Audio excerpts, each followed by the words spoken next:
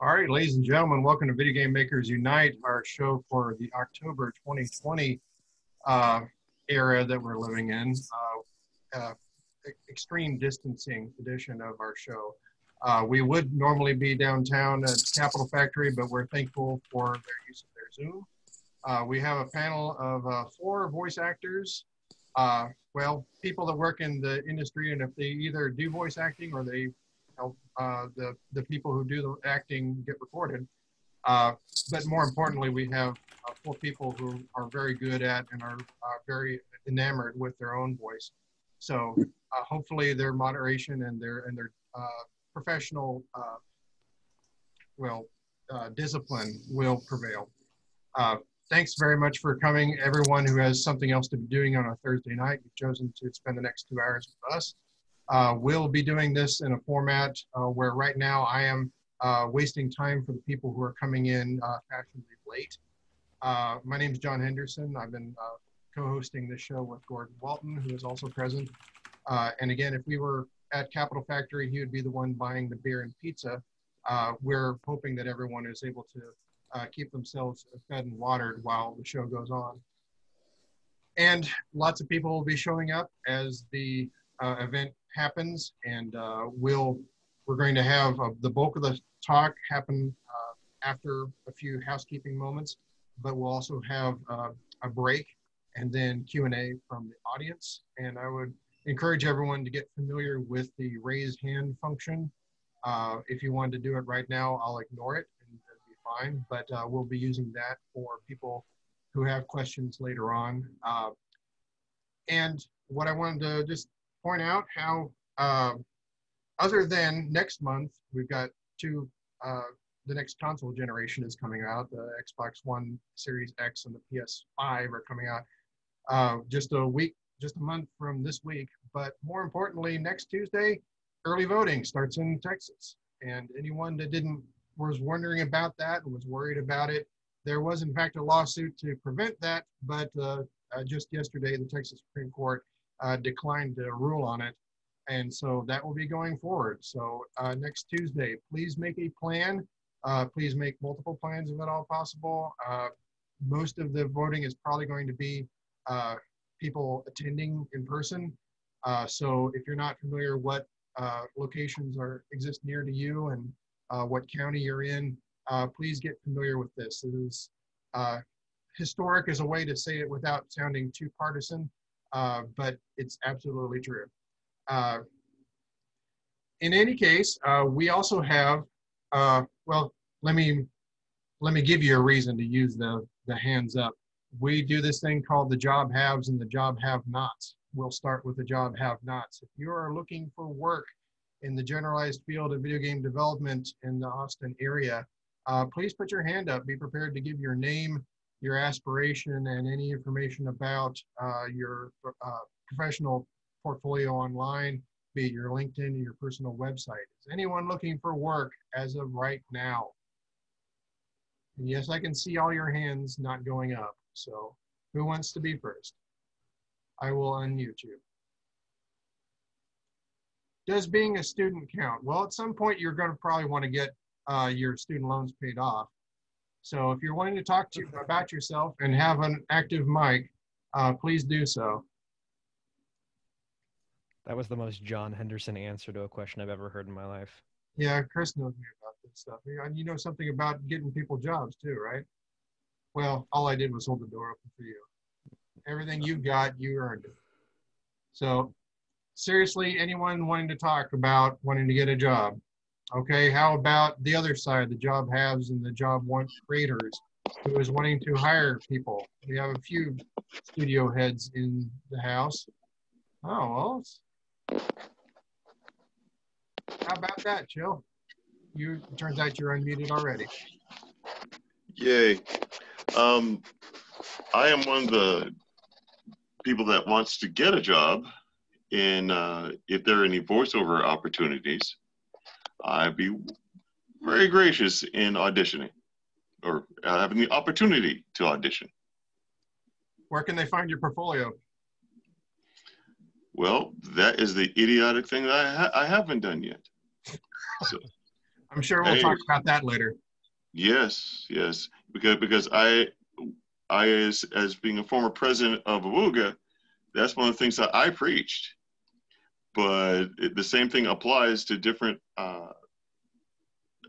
All disciplines. yes, all disciplines. Well, the good So, news yes. is we can actually hear your voice. So if you like Chill's voice, look up his name, and he's not that hard to find. Yes. It's a very good voice. Very nice. All right, guys. Thank you. How do I put up my hand? Okay, you figured out. Ty the voice guy. Go. Yes, sir. My name's Ty Anderson, tythevoiceguy.com. My most recent works include Gearbox work on Borderlands 3 second downloadable content, high res Smite. I've done a ton of voices for Amazon's kids reading app, Rapids. I just do a wide variety, but I'm basically a character voice actor, and I'm always looking for new roles, new opportunities. And you can see my stuff, my portfolio at tythevoiceguy.com on my website. So that's being enterprising, having your website be your profile on Zoom. Very good. Thank you. Everyone Good pay attention strategy. to this stuff. All All Thank right, you, Adam. buddy. Adam Creighton. You're welcome, Ty. Enduring Games.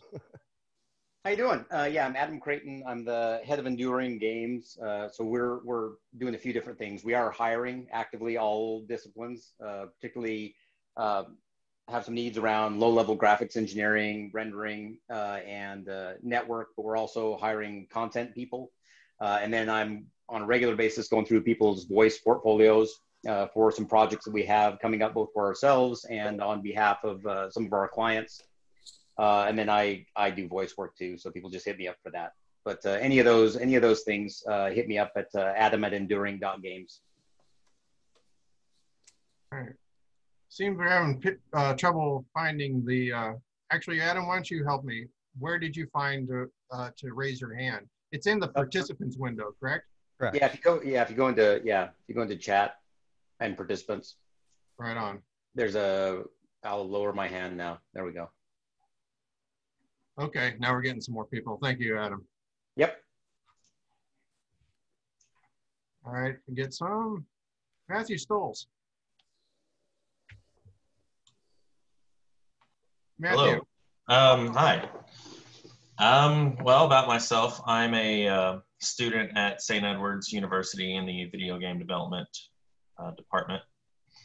As far as my aspirations go, I'm pretty open-ended on that. I think it's just maybe one of those things I'll find out what it is that I like and don't like the further into the industry I get. What do you think you like? Well, I mean, I attended this meeting for a reason tonight. I have always enjoyed listening to voice actors. One of my favorites is John DiMaggio, just because I guess I love Bender so much. Bender is great. And of course, Billy West too. But yeah, I'm interested in learning more about the experiences from voice actors and how they went about getting work. And Well, we'll be hearing a lot from the specific people that actually do this for a living, but I have a couple things I'll plug recently is D. Bradley Baker has a wonderful website called iwanttobeavoiceactor.com. And everyone who wants to be in that space needs to read that. If you like YouTube, look up ProZD. Sungwon Cho did a recent whole piece, video essay about himself, where he's also plugging the D. Bradley Baker site a whole bunch. And that guy is, if you follow that guy's career, basically for the past decade, he's just been kind of on the periphery, doing his own thing, making YouTubes, and now he's basically on every show. He's on everything, even if he's just doing a bit part. So, but it's been very methodical about how he got about it. So, iwanttobeavoiceactor.com, Sungwon Cho's ProZD's bit will just cover so much of the very baseline of what everyone wants to know about this stuff. But we'll hear more from our speakers. in just a little bit. Is there anyone else? Thank you very much, Matt. Who wants to talk about looking for work or seeking out work? I guess also Adam Creighton, who is himself a voice actor, and in addition to running a game studio, voiceacting.com. So that may be, oh, here is one more. Josh Standridge. Hi. Here comes a few more people. A few more people are getting brave. Right. Okay. I think there's at least a few of us from St. Edward's, but I'm also from there, partially because he gave extra credit for this, but also partially because I have a history of credit again. Yeah. Man, it's been a while. Sorry. Yeah. But partially because I'm interested in audio, but I'm still very skeptical about whether I want to go into it because it seems pretty iffy in terms of getting jobs, at least compared to like, you know, I guess like any sort of modeling or animation, it seems like there are more open jobs. So I guess I will really quickly gonna go ahead and put the kibosh on that and say, while that might be slightly true, I mean, audio teams are smaller, but I mean, modeling is like the modeling team at Rooster Teeth is quite small, right? And those people are highly sought after. So I would say that if you're looking to get into something there, then like that would be the way to go. It's definitely a very different discipline. Animation. Yeah, we'll talk about the bit. Josh, do you have any portfolio online yet? No. Okay, go get one. Sean Fager, next. Hello, I'm Sean. I am not quite a voice actor. I'm wanting to be. I don't have a portfolio yet, so this is all still pretty new to me. I do have a background in audio engineering, although I didn't end up doing studio work. I do more commercial audio installation at the moment. But yep, definitely one of my biggest drives is wanting to do stuff for animation, video games. I love doing the character work. So that's kind of where I'm at right now. Okay. Thank you very much for coming. Kaden Jensen. Hey, I'm Kaden Jensen. I've been doing voice acting professionally for about 4 years. And probably my biggest question is, the only thing I don't have at this point is access to an agent, which I know that there is a barrier there in between getting roles and getting, you know, slates in from different pitches and such that you don't have access to otherwise when you're self-represented. Is there any necessary steps to take forward to actually bridging the gap and getting an agent? Well, I think we're absolutely planning on talking about that. We've actually conferred before we started the show. But thank you very much for asking about it. Do you have a portfolio site you'd want to plug? I do. It is right in the chat, KadenJensenVO.com. Very good. Thank you for coming. Let's see. Tim Allen. Not the Tim Allen, but another Tim Allen. Yeah, different Tim Allen. I actually work, my day job is working for a visual effects studio. I'm kind of a 3D generalist, but I act on the side. For fun, and so I've decided that I really wanted to do more voiceover type work. So I do have a reel. It's at TimothyDanielAllen.com as my voice acting reel, but I'm working on putting a new one out in about a week, but would love to explore any opportunities in working on animation or voices for games. Okay, feel free to plug that website in the chat as well. Absolutely, thank you. All right, Bryce McEntee. Yes, I'm Bryce McEntee. I'm also a student at St. Edward's University in their video game development program. I currently taking classes like intro to game audio, game animation, that sort of thing. So I'm having to practice a little bit of voice acting myself for my classes. Which one of your profs is giving you extra credit for being here? That would be Jeremy Johnson. Jeremy Johnson, of course, good friend of mine. I sure appreciate him. He's a great guy. Thank you very much. All right, David Leibowitz, you're next up. Hello, can you hear me? Yep. Okay, I actually know Bonnie Bogovich. She actually just done work for me, and is currently doing work for a unannounced project. Two great characters. But Okay. I'm seeking to do voice acting as like a side as a side thing. I have actually two character demos. Just got a second one done with Global Voice Acting Academy with David Rosenthal. That was great. But since I'm currently the college I'm at does not have the voice acting studio is not open. We've stalled the process, so I'm sort of waiting on when I can start getting momentum. But yeah, I have a demo. And I had a website, David L Voices, but yeah, but it does not look. But it might have my current demo, my new demo on it, but I'm not certain. But I can plug it. But I think when I talked to David Roosevelt, he said not to have people go to it at the moment. So yeah. All right. We all hope for the day when you feel confident enough to actually plug it. But if you're not there yet, it's not your fault. This is all process. And you're not alone. A lot of people are in that situation too. Yeah, even professionals who do it all the time. Yep. All right. Well, we actually have 5 participants in our panel. 2 of them are going to share one webcam. Since she was the one who originally proposed it to me, well, after proposing it to South by Southwest, of course, we didn't have a South by Southwest this year. Bonnie Bogovich.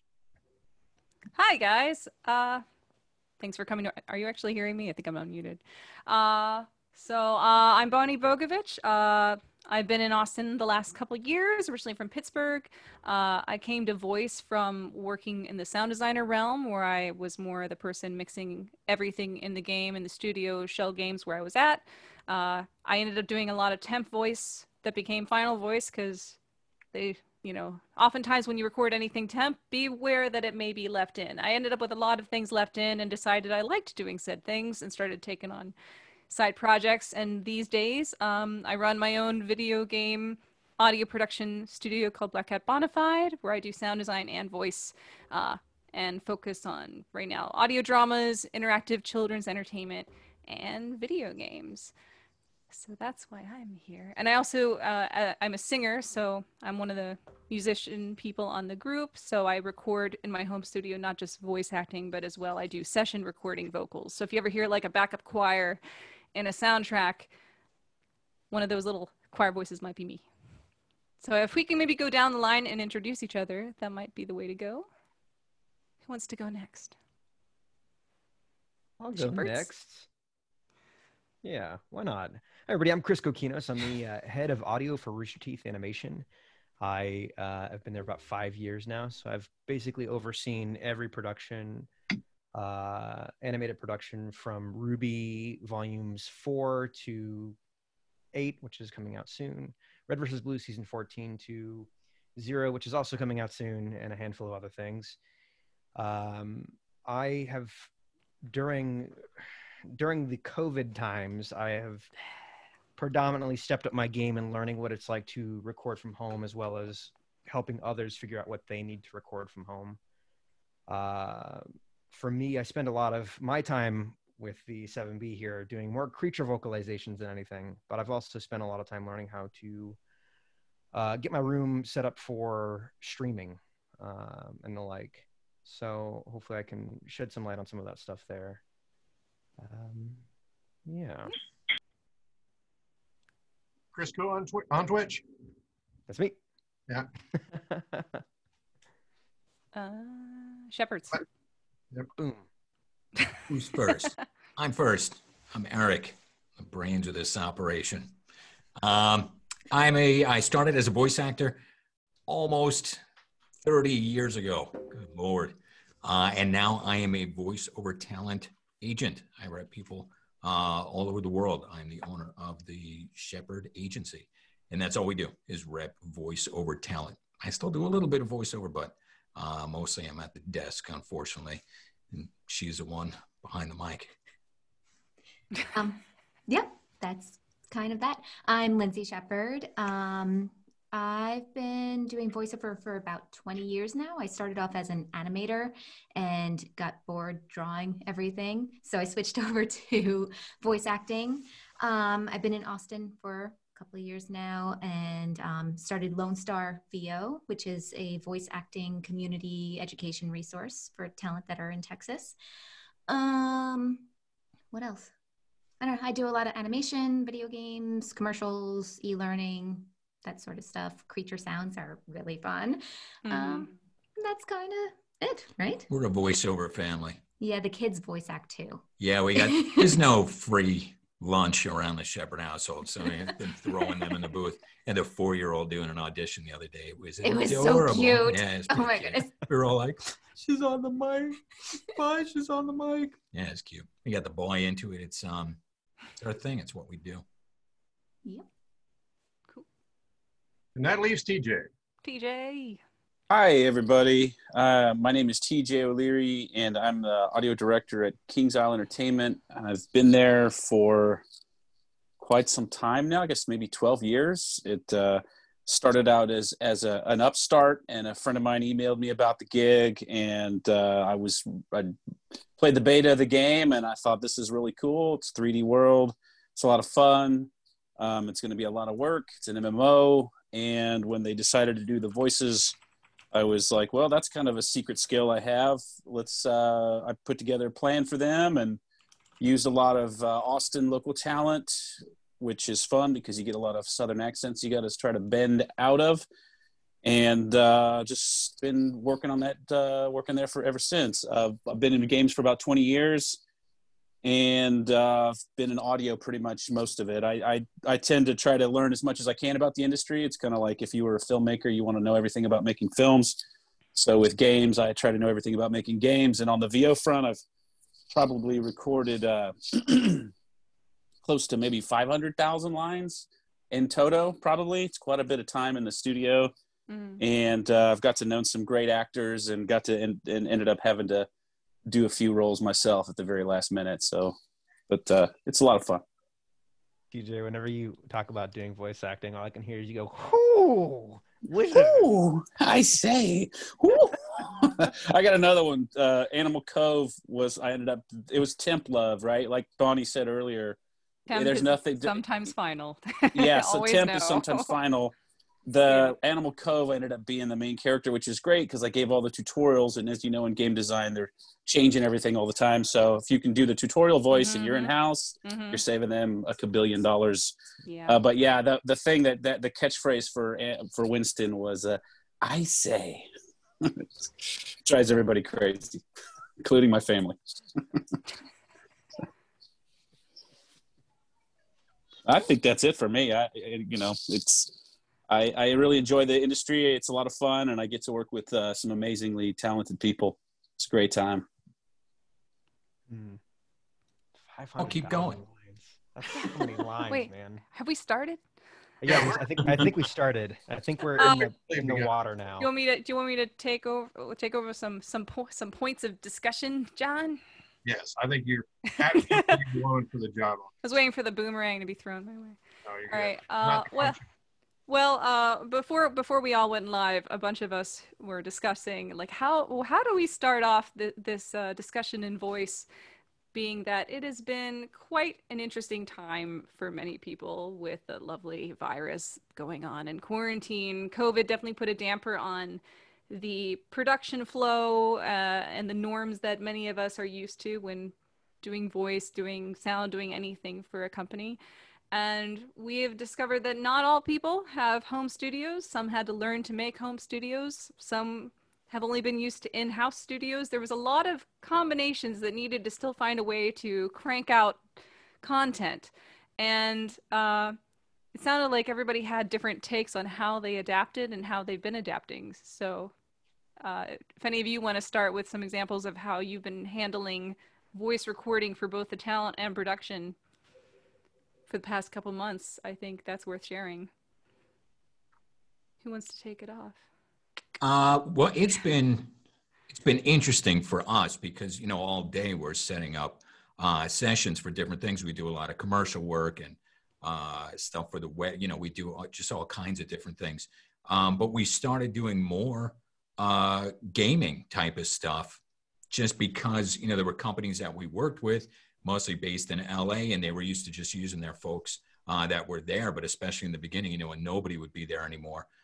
They knew that we repped some of those same people, and then we repped some other people, and they said, hey, you know, for maybe the first time ever, we're happy to go, you know, who do you have in Kansas? Because, you know, they might be great. So fortunately, you know, the folks that we rep across the world, they all have home studios. They're all professionals. They all have, you know, zillions of dollars worth of gear. It was the folks in LA, actually, that we had the biggest problem with, because some of them don't, you know, big pros, you know, they're used to walking down the street and tripping over a studio where they live. So they were all scrambling, and everybody got, you know, Source Connect overnight, and half of them didn't know how to use it. And then they said they did, but they didn't. And so it was a little, I think some of the studios were getting a little nuts. But mostly with, you know, with the local folks that they were used to. So, you know, in a way, it may change the landscape. And I know there's a lot of folks that are hoping that's the truth, because, you know, not everybody can, you know, get on a bus and go to LA and, you know, move the family there. And, you know, when there's so much going on the coasts, you know, of course, there's a lot of stuff going on in Texas, but, you know, this is, again, you know, talent from all over the world are hoping that this is going to be what really gets some of these studios who are really used to just using people in their backyard into saying, hey, you know, the world is my oyster here. You know, we have the technology. Why don't we expand, you know, the roster of people that we're willing to work with? So time will tell how that works out, but it's been interesting. And I know there's a lot of folks that are kind of, you know, like this, you know, hoping they get more opportunities without having to, you know, move. Yeah, I filled out so many like studio request forms, like voice actors that have home studios, please fill out our form to get on our roster.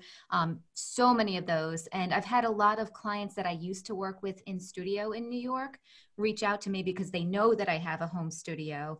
So I've been working with them, a lot of new places in LA.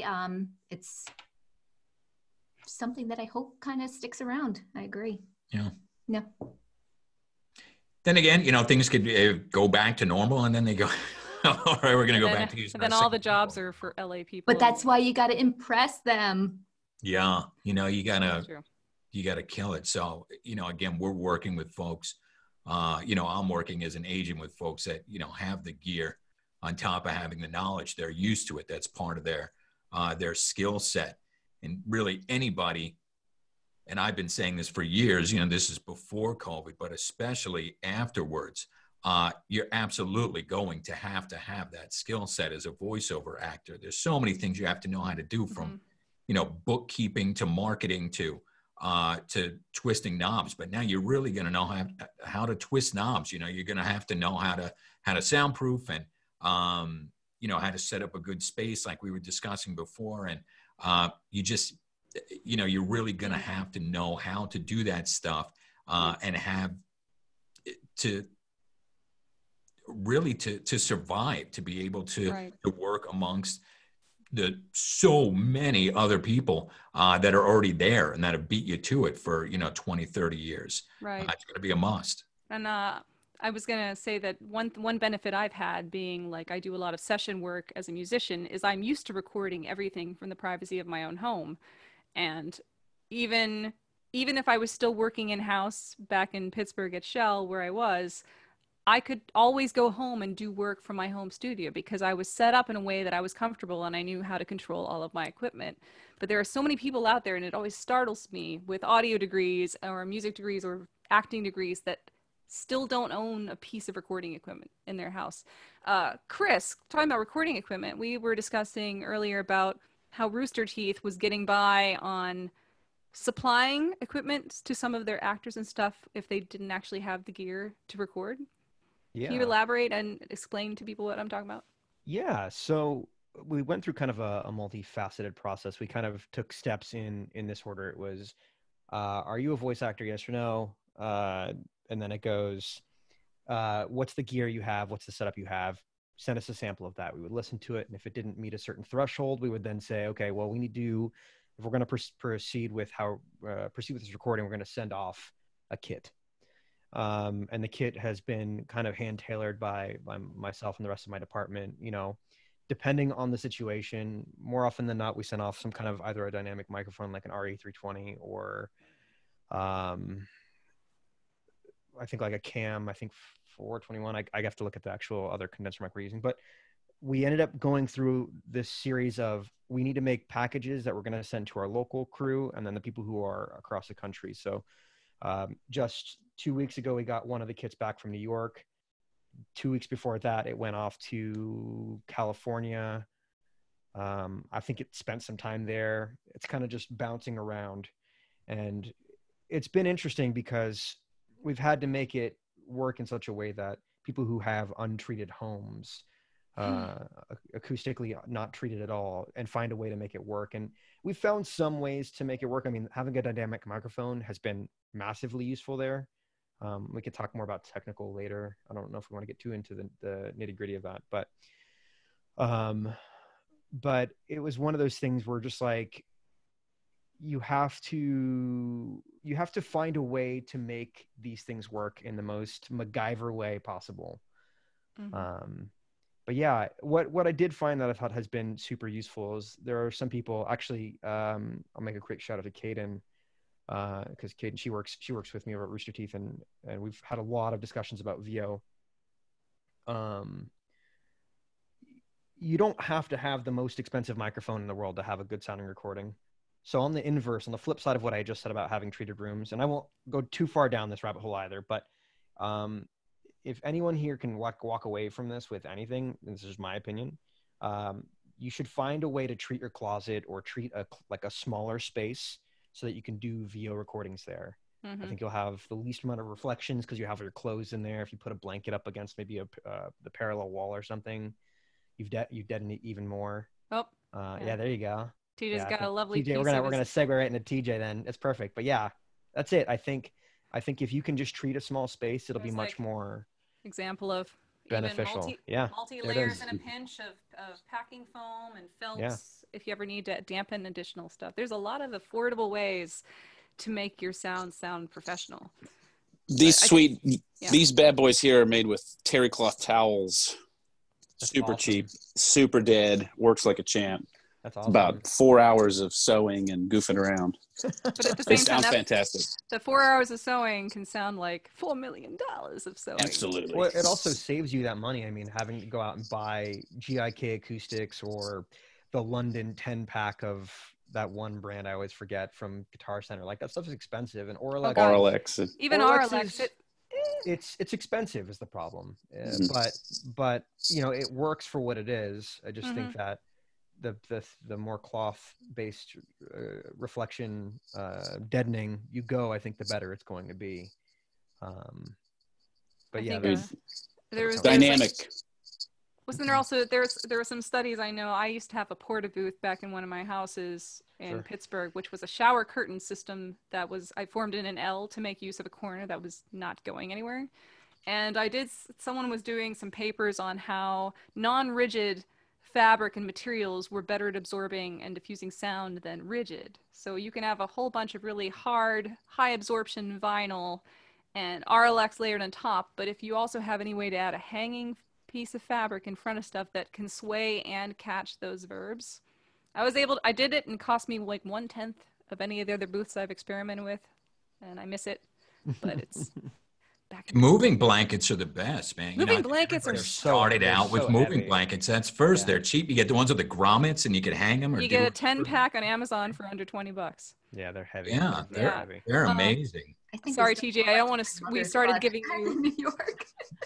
Hey, but again, what does the job? The client never sees your recording environment. They just hear it. They never hear, but they never see behind the curtain. They only hear the result, I guess. And behind the moving blanket, actually. And Chris, earlier you said, a good sounding room is always better than a good sounding mic. Yeah, Kaden came to me with an AT2020 USB Plus and sent me this recording. She asked, how do I make this better? And I'm like, well, what microphone is this? Because it already sounds pretty good. And my mind was blown because USB microphones are the bane of my existence right now. But that proved me wrong. I think a lot of folks, when they're starting off, they have a very difficult time understanding the difference between soundproofing and treating a room for sound.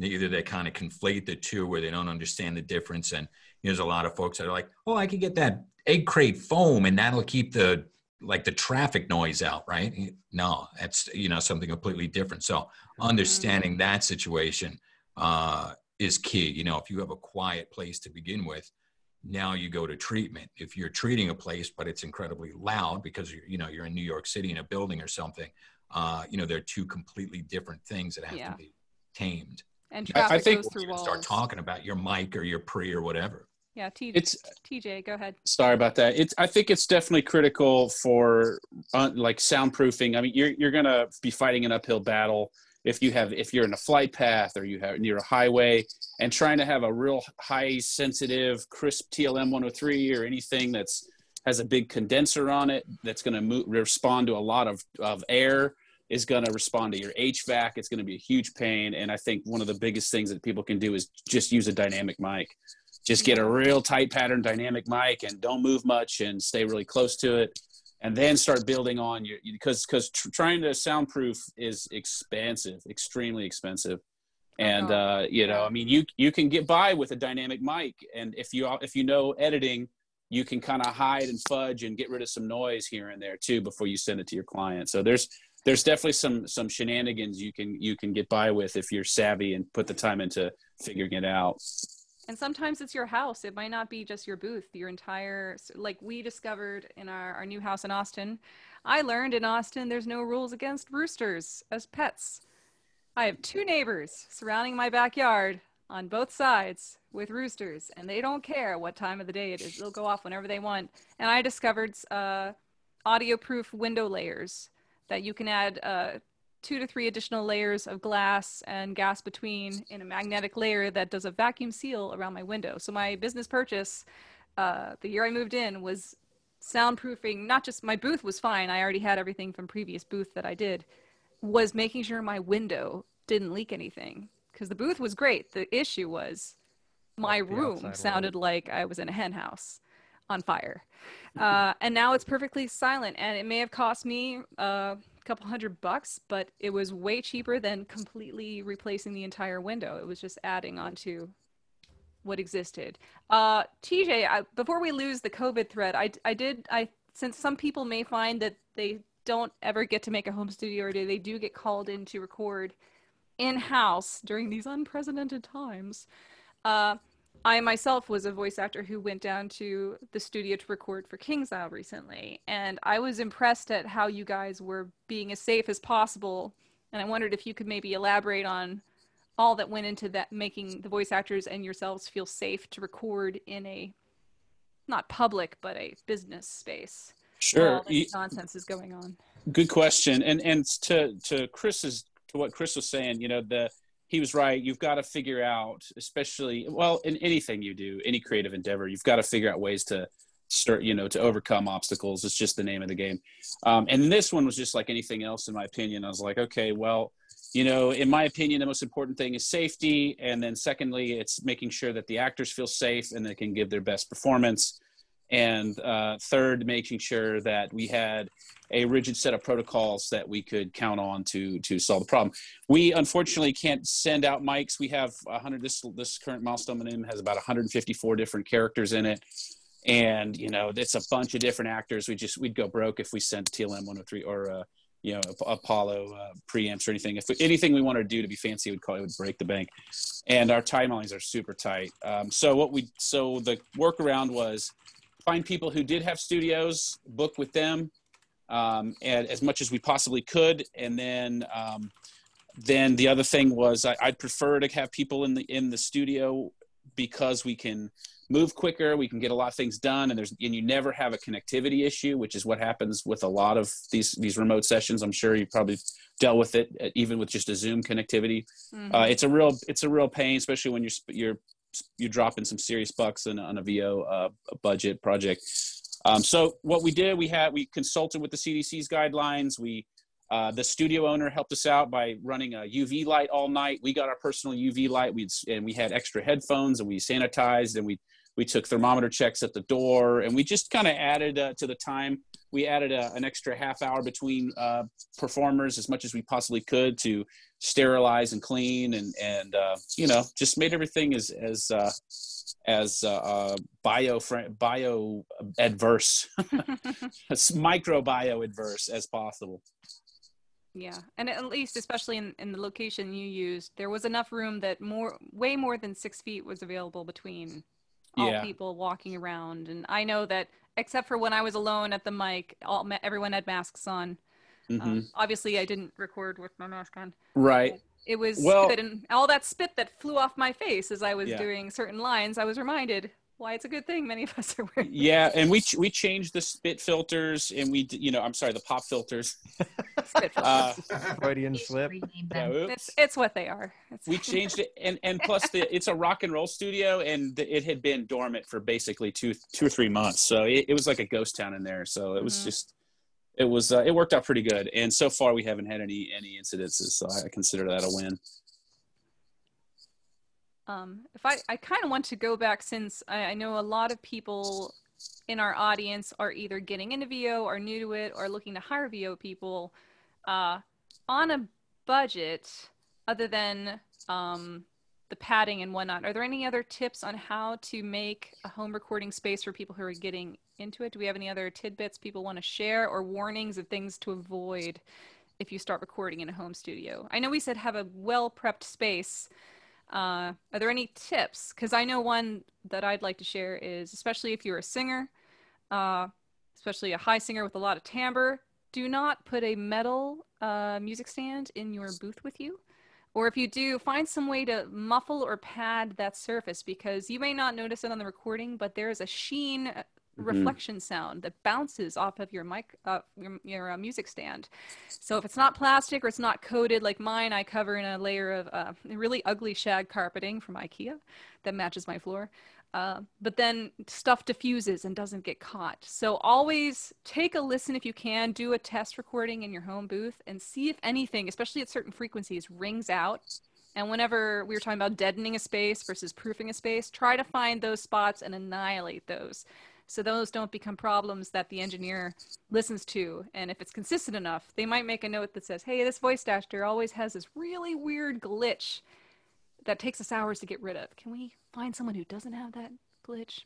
So that's my tip. Also, do not record during cicada time if you have a booth that does not have good walls. I found out recently that a voice actor sent me some files to clean up, and apparently their new home booth either had thin walls or a window open somewhere in their house, and the recording every couple minutes was interrupted by the sing-song tale of crickets and cicadas through the entire thing at different pitches. Not fun to remove. Was removable in the end, but it could have been avoided if they had been aware more of their surroundings and the season that they were recording in.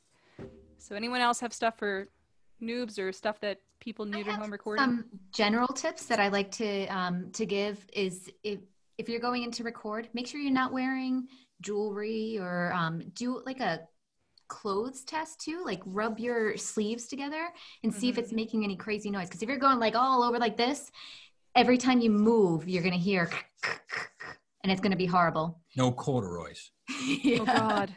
And jeans. It's the king's cloth. If you're a shifter, don't wear jeans, especially noisy jeans, because some people don't realize when you move your legs, sometimes you get that swipey noise.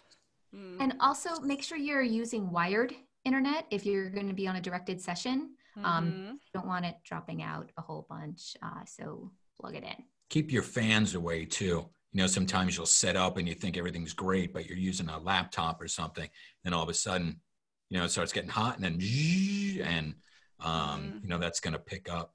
Like somebody was talking about before, if you have, you know, a 103 or something, a large diaphragm condenser mic, you know, they could pick up a fly fart in the next room. So anything, you know, you're not thinking of it, everything's fine. And then every once in a while, you go, what the, and this has happened a zillion times. People go, I don't know what it is. It's intermittent, it's whatever. And it's like the water heater, you know, in the basement. And they're like, I didn't even, you know, they've gone deaf to it. Your house makes noise that you're used to. Sure. The AC pops on, you know, a fan pops on, whatever it is. And you may not even realize it or know where it's coming from. And, you know, that'll wreck your recording. And you know, if somebody like you has to go in and take all that stuff out, perhaps you don't want to work with that person again next time because, you know, they caused you more work than they had to. It's a huge pain. It's a huge pain to edit that stuff. Oh man, I'm and in, also, and, I'm sorry, I'm in the middle of it right now, so I've got a lot of grief. Well, I was going to add on quickly to the HVAC thing. That's another reason. Often people always say, please, especially if you know you're not a perfectly silent room, always send enough recording of your space so that the sound engineer has a room tone pattern that they can take stuff out. If somehow your house will definitely have a shift because maybe it's winter. I mean, we're in Texas, but maybe you're in another city where temperatures change and it's going to go heat and cold and whatnot in the middle of your recording. If you know that shift happens, pause, get a new batch of room tone so the audio person is aware, because that sound print's not going to work in that other place. So try to just be more aware of your surroundings if that happens and help the sound person out, because we'll thank you. Yeah, that's TJ, you guys were saying something. Sorry. Go ahead, TJ. One thing, yeah, I mean, there's also, I think it's very important, if you're going to do this, you're going to record, you really need to know what you're doing. Record yourself and listen back and look, and not only listen to it, know the DAWs, the digital audio workstations that you'll be working with. You know, try to figure out what they're going to use, but I prefer Reaper. I talk about it all the time. Reaper is one of my favorite things. But what's great about it is you can look and see the audio. And one thing that people that don't, when they're just using headphones and they're just listening, they go, that sounds great. There's a lot of subsonic stuff that shows up. A lot of low frequencies from the road vibrating miles away. There's all this murky nonsense, and you can roll that stuff off. Mics have a filter, roll that off, and then when the sound engineer sees the audio, there's not this big carrier wave of all this nonsense. It stays really nice and tight, and also watch for weird anomalies that you're not hearing, like DC offsets where something is funky in the voltage. If there's a 60 hertz hum, really just use your ears, get into a quiet room and turn off your AC, because it'll come on and off and on and off, and it'll really screw things up. You'll get sweaty. It's worth it. One big thing also, and I'm always surprised when some people forget this exists. Like you go to a concert and everyone always says, turn off your cell phones, we're recording this. It applies when you're recording in your booth, and many folks forget because we're so used to using them for text devices. Turn off notifications and turn off the cell signal. Wireless is usually fine, but that will screw up your recording, and it'll look to us that when we're looking at it later like an alien has infected your recording file, and we have to mess with it. Sometimes you can save it, but you don't want to be known as that person who doesn't know how to handle their home equipment and lets aliens invade. It's just not good. And also save your work regularly. Don't record for 4 hours and then touch anything and then it's gone. So keep saving it. Yeah. That actually just happened in a remote session, and I was surprised it didn't happen more. But I'm kind of paranoid, so I'm always telling the actor, "Hey, did you hit save? Did you hit save?" Yeah. Because I've lost content. It's very easy to do. I recommend save at every stop. Just stop, start recording. You know, and file management's really important. It's another headache if you can get in front of it when you start sending your audio back to the client. It can be in a nice tidy shape, and their engineer will request you to be back in the booth ASAP because you made their life easy. And make sure you're recording backup too if you're in a remote session, that they're getting the audio directly. I was just in a session the other day. It was an ensemble recording, and all of us were recording backup audio. The internet got cut by a construction crew on the director's side, and they lost all their audio, but we all were recording backups. Yeah, what were they using that they didn't have it local? Clean Feed. It's a new one. Yeah, that one was. There's so many. Cool. There's so but many. Just so you know, Jamulus if you're using for Clean win. Feed and the internet goes out, you lose your audio instead of having it locally. So that's not good. Go ahead, Chris. It's definitely. I mean, we've now done so many recordings. I worked on a project recently where it was a very high-profile client we had to work with, and so it was people who didn't know how to record. So I was on a Zoom call with them, remote desktop, accessing their machine and recording into Reaper or Audacity or whatever DAW they had locally. Also sending a Source Connect signal over the web. Source Connect is like ISDN. It's basically a remote recording through pipe. Think like Zoom or Skype, but with more, with less compression. And so I was recording on my computer on one monitor, looking at the other monitor, watching the remote desktop there, making sure we were recording into their DAW there. And then at the end of the day, I would package that up, send it over, and then just align it with my session and use their file because usually theirs is fine. Theirs it's is going to be a one. better quality recording because there's intermittent issues with the internet, or maybe there's some level of compression because upload speeds aren't exactly the greatest, or whatever the case may be. So yeah, everything that everyone here is saying, absolutely. Save early, save often, record a backup feed. Don't put your booth under an HVAC system. Don't have a cat in your room when you're doing VO. Even watching, knowing some stuff about levels and your gain, because voice is extremely dynamic, and microphones, compressors, preamps, all these things are affecting the electrical signal. There's even nice to have two mics, one at a very sensitive level and one at a safety level in case you peak. If you do that Gone with the Wind performance as an actor, you want to make sure you got it right. You don't want to if you don't want to, frankly, Scarlett, you don't want to have that number where you peak out. So two mics, two different gain settings, especially if it's a very dynamic setting and session where you're screaming and crying and doing anything real heavy duty. Two mics are nice. One a little distant, one a little close, and you run two tracks, you'll be gold.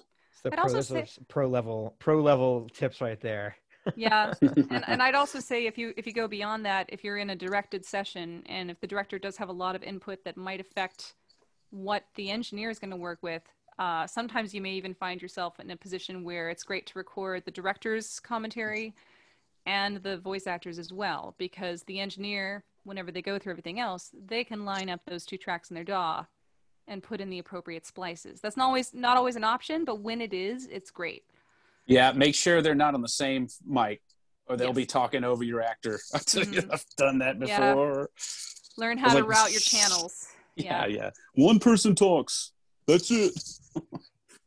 I guess going into, I realized as Chris quickly did his summary of what exactly Source Connect is, we haven't been explaining certain terms. If we ever hit a point where we say something and someone's like, I don't know what that is, can you spell that out? Please feel free to put it in the chat, because I know we do have some intro level people here as well as people more pro in the equipment. And on top of that, I guess COVID, quarantine, and also people used to working with talent not in the same city. It might be good for us to talk about what our current popular or preferred streaming online directorial and likewise softwares that we have been using in our current businesses. I know I work with a lot of independent people and nonprofit groups, and we've found that Skype and Zoom are currently the most popular for us as far as easy chat systems and ways to do script reads without inconveniences. Even lower budget and more indie people seem to also enjoy Discord. Discord seems to work pretty good. Sometimes it's a little finicky. I think it depends on how many thousands of gamers are using Discord at the same time for game chat. And I know in my experience right now, someone mentioned, what was it? Not Jamulus, the other one, the one that you didn't like, Lindsay. What was it? The group session was recording. Oh, what did I say? Clean feed. Yeah. Clean feed, and also a thing called Jamulus are currently gaining popularity for live script readings, live ensembles, and other such things. It's kind of like Skype, except Skype has one giant shared server that all of Skype uses. That's why sometimes there's crazy Skype lag and Skype goes down, everyone cries. Jamulus and Clean Feed, I think they all rely on a designated server. So if you have the ability to run your own server and use some of these new softwares coming out, you can actually have a lagless to almost no lag directorial session for, I think, a bit cheaper than Source Connect and other such. Source Connect now, for people who, again, kind of with Bonnie's like lower budget recording sessions, Source Connect now is free to use. You just need an account because they're in beta until they go out of beta, and then Source Connect will nickel and dime you until you have no more money. I'm not a fan of a lot of the stuff that they offer just because I've had to jump through hoops to get some stuff set up there, but that's a separate side tangent that I won't go into. But Source Connect now is free to use. I will tell you from my experience now, with Rooster Teeth being a subsidiary of Warner Media, we have done a lot of work both inside and outside for not only our projects, but for others. And 99.9% of the time, they're asking if we have Source Connect. So that will likely be your, if you are trying to do pro level voice acting, there's a pretty high chance that they're going to request Source Connect. There are other tools out there like that everyone's talking about here, and I'm excited to check them out because I, again, have a slight disdain for Source Connect's business model. But that'll be probably the first step, in my opinion. ISDN was the gold standard for us and pretty much everybody for, decades. Yeah. And it was always, ISDN's going to die, ISDN's going to die, and it's copper wire and it's old technology and whatever. And it just kept going, man, because everybody, the producers wanted it. So everyone was like, all right, I got to get a box, and, and I got to have one. And, but then over the past maybe 2 or 3 years, its death really started getting a lot faster. The telcos just said, we're not supporting this anymore. So, like units would break, stuff would break, and they're like, we're not replacing it. We're just not doing it. People who had it forever and they were paying, $300 a month, all of a sudden they'd get a notice. By the way, now it's $900 a month. And they were like, dude, really? So, so many talent that it was, all day they were doing ISDN, said, I don't have it anymore. I don't know what to do. I can't afford it, or I literally can't get it, anymore. They pulled it from me. And it seemed that, a lot of the studios were like, well, I guess we'll do Source Connect. Like that was second best as far as they were concerned. And now it's just so common that actors no longer have ISDN that, at least in my experience, we've seen Source Connect really step up. And they've had a lot of issues in the past, but as far as being, reliable lately, it's been amazing. And they've been really good about, how many people have jumped on board since the COVID thing.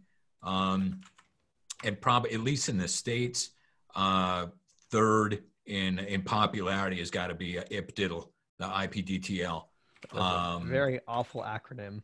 Yeah, I like saying IPDIDL though. I don't think they like it, but whatever, it's fun. IPDIDL. Yeah, the IPDIDL. That works great. And it's actually been a savior for a lot of people because you can do ISDN through IPDTL. That's what I thought. Patch through IPDTL, and you could even do it with a day pass. So if it's a situation where, you're not a talent who was using ISDN all the time, but you needed it once every 2 or 3 months, you got that, recurring client that comes back and they insist. And, you guys know if you have a workflow that you like, talent just have to do it. You have to, if the client wants ISDN, then you better have ISDN or they're going to find another talent that does. So IPDIDL has saved a lot of butts that way. Being able to just, kind of fire it up, you get a day pass, they shoot you some spids, and half the time the client doesn't even know that they're not, connecting to an actual ISDN box because it's just as secure. So there's a lot of great things with that. Isn't a lot of that now too? It's like you can do it all through a browser, but you still just need a subscription, or do you need to install? IPDTL is all through the browser. You have to have like a Chrome or a Chromium, whatever, based browser for it to use, but it's all through so it's super easy. But even, when you're doing ISDN, like Source Connect has an ISDN thing, but you still need a box and you got to plug your thing into it, and it's ridiculous. I think Source Connect but IPDTL it's ISDN. When you have like whatever package, the gold package or whatever, you've got dedicated spids. So as long as you pay your monthly fee or whatever, you've got your own spids and you give them to your agents or your clients or whatever. And, they don't know the difference because there really is no difference. There's no difference between you having a Zephyr and you having, an ISDN through IPDTL. And, again, it's been a lifesaver for a lot of folks. I know there's a totally inside baseball for like newbies starting out. Sorry. So just to interject, and because I root for the underdog. There's a new company, Connection Open. There's one of our actors, his brother works on this company, and he's been raving about this for years and years.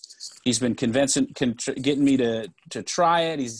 he's way into it. It's I think super low Netflix is latency. using them. Some big clients are using them. Yeah, connection open. Well, and the big thing that they're musicians, or that's their fundamental thing, and they try to give the latencies super low so that rockers can jam together. And that's one of their big things, is trying to hack the latency as much as possible. Cracking open the different ports on the machine, trying to speed things up. Anyways, the point of the story is it's a real nice way to get the audio local and record it. Me personally, my high rapid, super get this done fast. I'm less worried about getting the audio. I'll get it in a you send it or some file. If you record it, that's fine. If we can talk about, I try to work with the actors on some tips, check the levels. In fact, go ahead and send me a file real quick, record something, send it to me. I'll look and go, you've got some noise here or whatever. Maybe boost a little bit, and I'll try to give them pointers. Hey, you might want to bring it down because I can hear it clipping. But my go-to is iPhones, earbuds. Get on a phone call. Let's talk on the phone. I'll get a conference call. It's clear. I can hear the actor talking. It's not perfect, but to me, it's fast and it works every time. And it's rarely ever some sort of internet glitch, and it's just what my tried and true. I want to always have a method that I can get this session done right now and not have a technical problem throw us out of production. Can't beat phone patch. Yeah, just earbuds in the cans, right? Just like this and like this. Yeah. And voila, simple. I think I've heard a couple of people do this where you can set up a free phone number through, Google Hangouts. You can make a free Google number. That becomes your phone patch number. It doesn't interfere with your cell signal that causes the aliens to interrupt with your electrical signal, and you could still have a smooth phone-like experience. Hey, are y'all still hearing cell network stuff? I'm not hearing it as much anymore. In the old days, I would pick it up in the studio, but I haven't heard digital clip on a. Yeah, every now and then. Sometimes. It still It's happens. very uncommon though, but it happens. Sometimes I think I almost notice it more with Android phones, but there are 7 billion types of Android phone that it's hard to tell. And I'm married to a former Googler, so we would have a different Android phone in the house every couple months. And when it goes off, I could tell. I'd be like, jam airplane mode, and everything would be fine.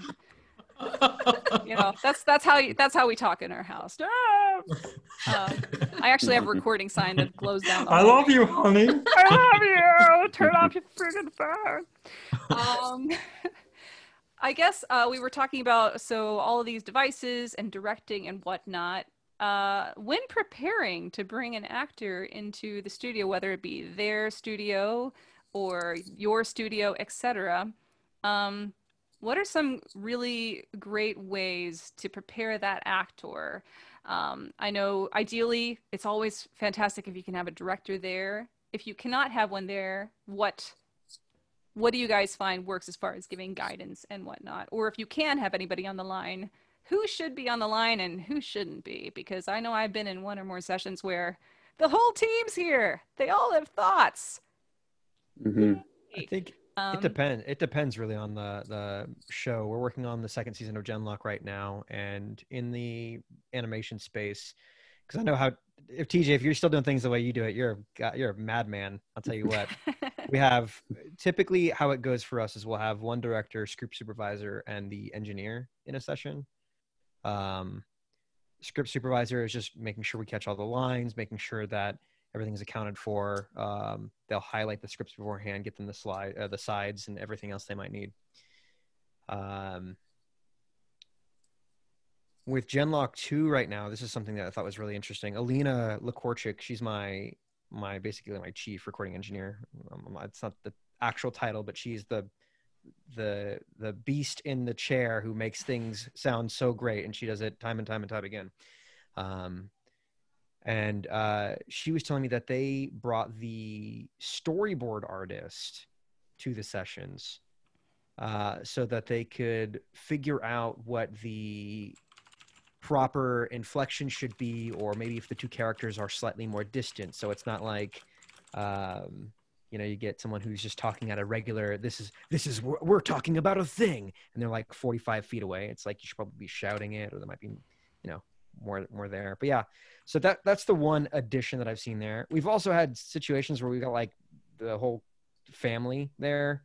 It's like 4 directors, 2 producers, script supervisor. We don't have any room for all these people, and they're just standing room only. And it's like, okay, it's cool, I guess. I don't recommend Not that. cool. If you're gonna go, if you're gonna go do a VO Counterproductive. session, when COVID is over and you actually go to a studio space, don't bring your family. Just don't do it, because too many cooks. No one wants that.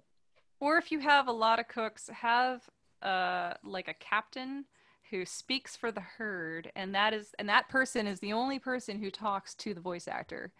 Because I found more than one person on the mic can get confusing, even if it's only 3 people. You know, because what's the direction? Well, and you also, I think the other thing that happens is you start to juke the performance of the actor. You've got if the more people there, the more stressed out they're going to be. The more audience they have, and I find that some of the best sessions are just with a script. So the writer, myself, and I'll handle the directing. Some of the directing, I'll handle the engineering, and then the writer will look and make sure we're hitting our scripts. You know, I'll have a script, they'll have a script. We'll both be having eyes on it. But it's like 2 people is calm.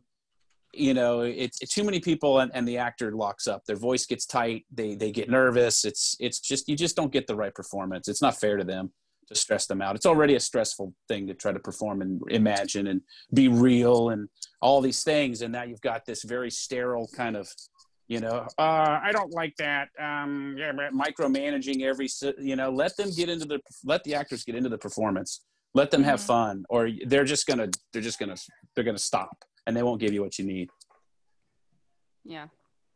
Actually, I have some tips for the actor themselves to prepare for your session. If you happen to get your script beforehand, if you're so lucky to get it, like not during the session, make sure you read it, but not just your lines. Read everything. Read what's going on, so you know what's happening, so you can make strong choices with the script. Don't lock yourself too much into a read, though. You want to be able to be flexible when you have multiple people telling you, do it this way, do it that way. You don't want to be stuck on a certain read when you're doing that. That's just a little tidbit. There's nothing like memorizing a whole way of doing something, and then you go in and they go, no, what else you got? It's like, I spent hours on this one voice. What? Yeah, I think, and from the director's side, if I give an actor too many lines in advance, they will get into a sing-songy pattern. And to me, I'm like, that's all of a sudden, now it feels read. And, you know, it's so sometimes a little bit of surprise and a little bit of being able to read on the fly. It's fresh. And sometimes we just don't have the time. The script shows up at the very last minute, unfortunately. Yeah. It's kind of a bummer. It's just the nature of video games and tight deadlines. I will say one thing I love having access to, if it is available early, is concept art. If you can ever send the actor, even, it doesn't have to be from the game itself, and sometimes for copyright reasons you can't email that anyway. Anything that shows the landscape, you know, are there any, is it a gruff person? Is it a panda with a cowboy outfit? Like something to give you a starting point to go off of. Or if there's any specific moods or references of other characters in media that the designers have in mind. But again, like Lindsay said, always be ready to throw that away and go off on something completely different, and just always be open to things changing. Off of this whole thing of, yes, it's great whenever they do talk to you and, oh no, they're talking too much, and vice versa. Sometimes you don't get much at all. And it's not always their fault. Maybe they're a new studio and they're not used to writing scripts. But one thing I always highly recommend is, if you're going to send out lines to your actor, never ask for just one read, because you're missing a great opportunity to hear so many other options that the actor, like TJ said, let them find their flow and find that character, can help you discover. And 2, it doesn't take long to go into your spreadsheet and add a new column with direction notes explaining what's going on in this scene. Are they running while they're saying this line? Are they jumping off a cliff? If they're crying, why are they crying? Did their mom die? Was it a puppy? Someone spilled their cookies on the floor? There's different types of cry, just like there's 7 million ways to say hello. Give anything, and maybe you might have a paragraph to say, great, give whatever you can to help us if we're going in blind, because not only will it help the actor feel comfortable, it'll save you money, especially if you're paying your actor by the hour, because the more retakes they got to do while you figure out what to tell them, it just adds up. I don't know if anyone else has any things on if you don't have the human there, what to send to them in that document. I think, unless I got it. I'll move on to health, because we kind of got into being kind to your actors for a second. Is that a good segue? Mm-hmm. Oh, I'm sorry, real quick before health. One thing as no health. As an actor, one thing you can do, and I recommend it, is if you're going to audition for a company, you're going to do any kind of, this may just seem like junior level stuff, but I have auditions sometimes, and I'll say, hey, we're this type of game, and they'll go, I never heard of it. I'm like, well, then you show up to try to nail something. If you want to know the tone of the product, go on YouTube and look at what they build. Look at the pacing of the VO that's there. Look at what's already there, and it'll just get you in the mind space of the pacing, the tempo, the silliness, the zaniness. Are they funny? Are they scary? Whatever. Then you're already feeling like you're armed to perform. I mean, it's like when you apply for a job. I mean, for those of you in this channel that want to get into sound design or whatever, if you send me a demo reel that's like, I don't know, completely like, here's some podcast stuff that I did. It's like, that's not what my department does. You're not really helping me here. So to TJ's point, I mean, I do think that there's something to be said for coming at it with a fresh new perspective, right? Come at this thing with your own style, your own, sizzle, your own pizzazz, whatever adjective you want to use there. But knowing what the ballpark looks like, you're going to play baseball, you're not going to play soccer. You want to know what you're coming in here for, and then build upon that. Don't send a tap dancing reel to a soccer team. Perfect. Because so that might work. They both wear shoes. But that old saw. But it's the thing where, I remember I used to help judge for the sound design demo derby, and always research what the style of the existing thing is if you're doing it. Unless the ad for them hiring someone is, we're trying something completely different, send us your stuff. Then maybe you have some more freedom, but do your research. I mean, they're going to research you, but you got to research them, and that helps get you in the door. Just because I know we're starting to run out of time before Q&A, I did want to touch on vocal health as we were talking about being kind to your actors and mentally. Quickly touching on TJ saying you don't want people talking, having crazy conversations, and then going, I don't like it, into a microphone. Always treat your voice actors like human beings. We all have egos. We all have feelings. Never, I think one of the best pieces of advice I ever heard was when you're the engineer, the person on the other line, always, as soon as someone says something, go, that's great. And then give your notes. Don't go, well, that sucked, because you may have just destroyed the emotional feel for the rest of your session, especially if you do that 10 minutes in. That was great. How about we try it this way? Yeah, that's instant karma. That's instant karma. You don't want to. You're going to lose if you're uncool to people in the booth. They'll just go. Psh. You have locked a person into a closet for at least an hour. Treat them kind, and you will get good results, hopefully. And part of treating them kind is, let's say there are those periods where it would be a really good time to hit save. It's been 25 minutes or whatever, right? Have you noticed if the actor has had a drink of water in 20 minutes or had a breath? Have they been doing a lot of high action stuff? It's not just their responsibility, which it should be ours as actors, but it should also be the director and the game's responsibility to make sure they're treating their actor well and letting them take breaks to recover, because our instruments are pieces of meat, and once you fry a steak, you can't unfry it. So always try to just build it in. It's kind of like, what is it called? The Pomodoro technique. Every 20 minutes, walk away from your desk. Do that for your actors. And it may also give the directors and other people time to have those little chats about maybe they want to add a new line, or maybe they want to take something in a different direction, but they don't want to waste the time of the actor. So while they're off getting a sip of water, have those discussions that don't need to involve the actor and come back. Yeah, if you're paying attention to the session, you'll know very quickly it's time to take a break. The performance starts to do this. You'll start to notice lots of iterations. People aren't. You just say, "Hey, let's take a break." Somebody's not hitting it. Don't just. This is on the directing side. Don't go on and on. Move on. Go back to it. Put a markers. Just move on.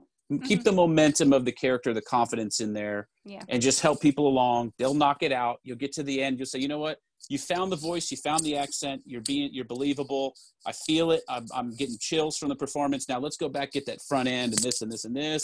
It'll be easy peasy. You know, don't sit there, just keep hammering on the same nail. You'll never get anything done. And it's also helpful if you have a bunch of death screams, don't record them right at the beginning. Leave those for the end, please. Save them for or another day. I will. Depends how many, right? Speaking to that, we have so those are called efforts. For those of you that don't know the phrase effort, it's all non-verbal dialogue. Everything that Bonnie just did there, it's basically all of Link from The Legend of Zelda. That's his dialogue is efforts.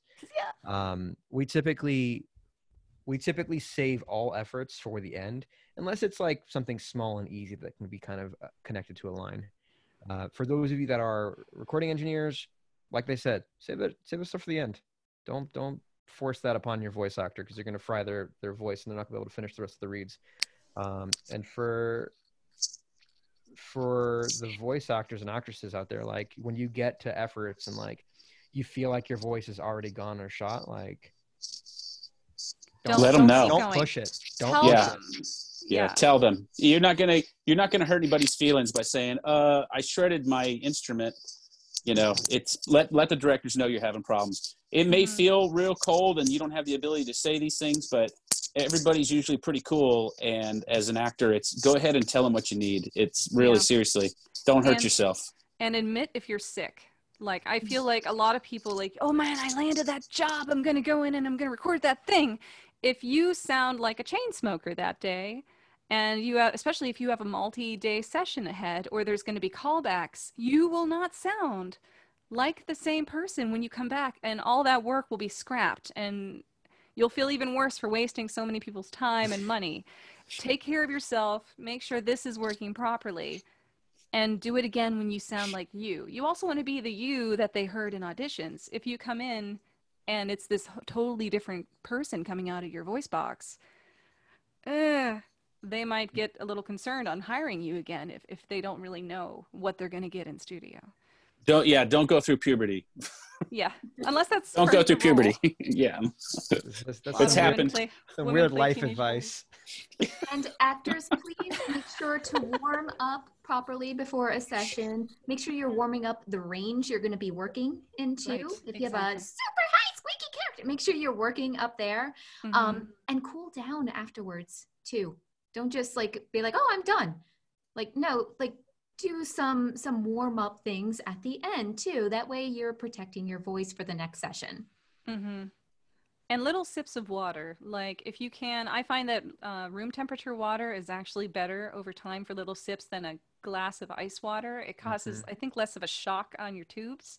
And if you go in with a boiling hot cup of tea, it'll actually be a nice temperature by the time you remember to drink it in a session. Don't drink soda.